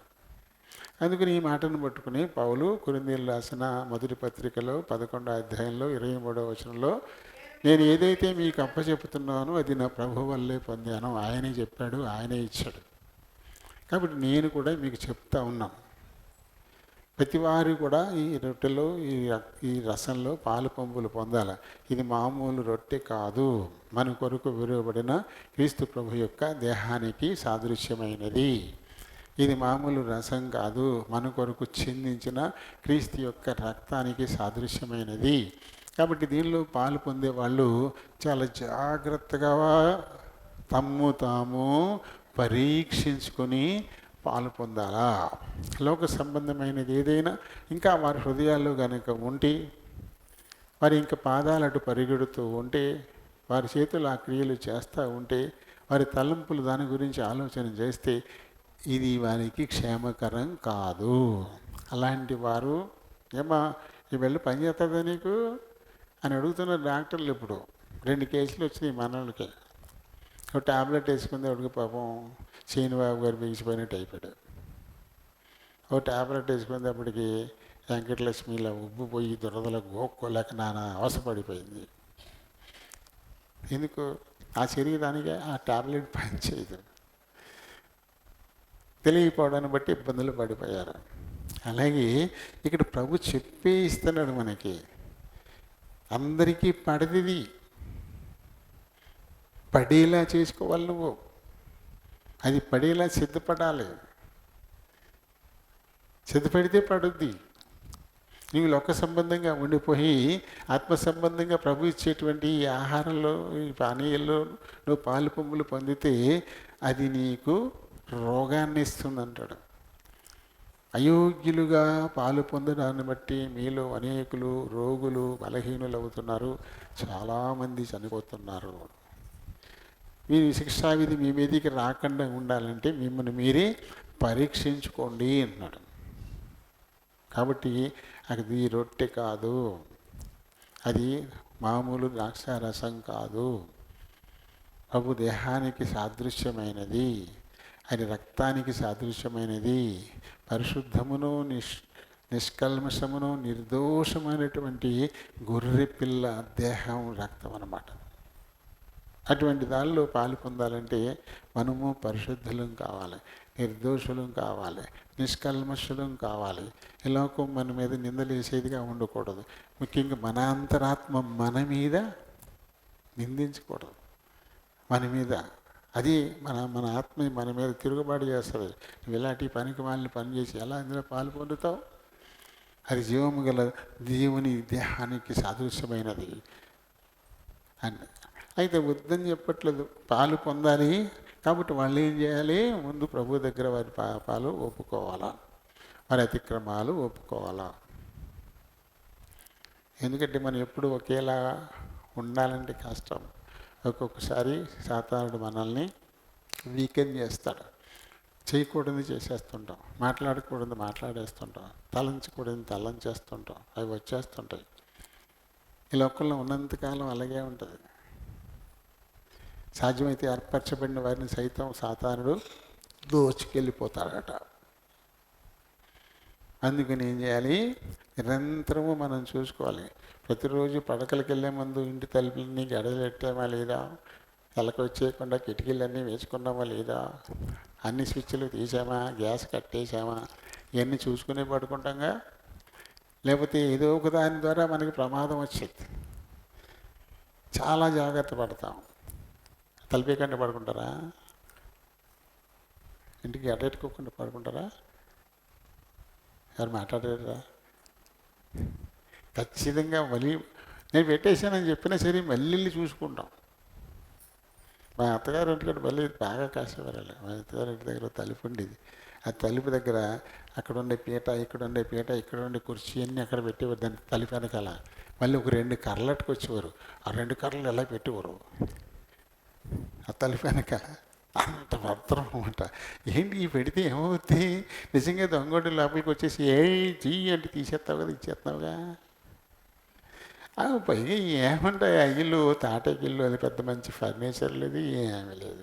అయినా సరే అంత భద్రం అనమాట. తనకి ఎడబెట్టి, కుర్చీలు అడ్డబెట్టి, మళ్ళీ కర్రలు అడ్డబెట్టి ఇవన్నీ పెట్టేవారు.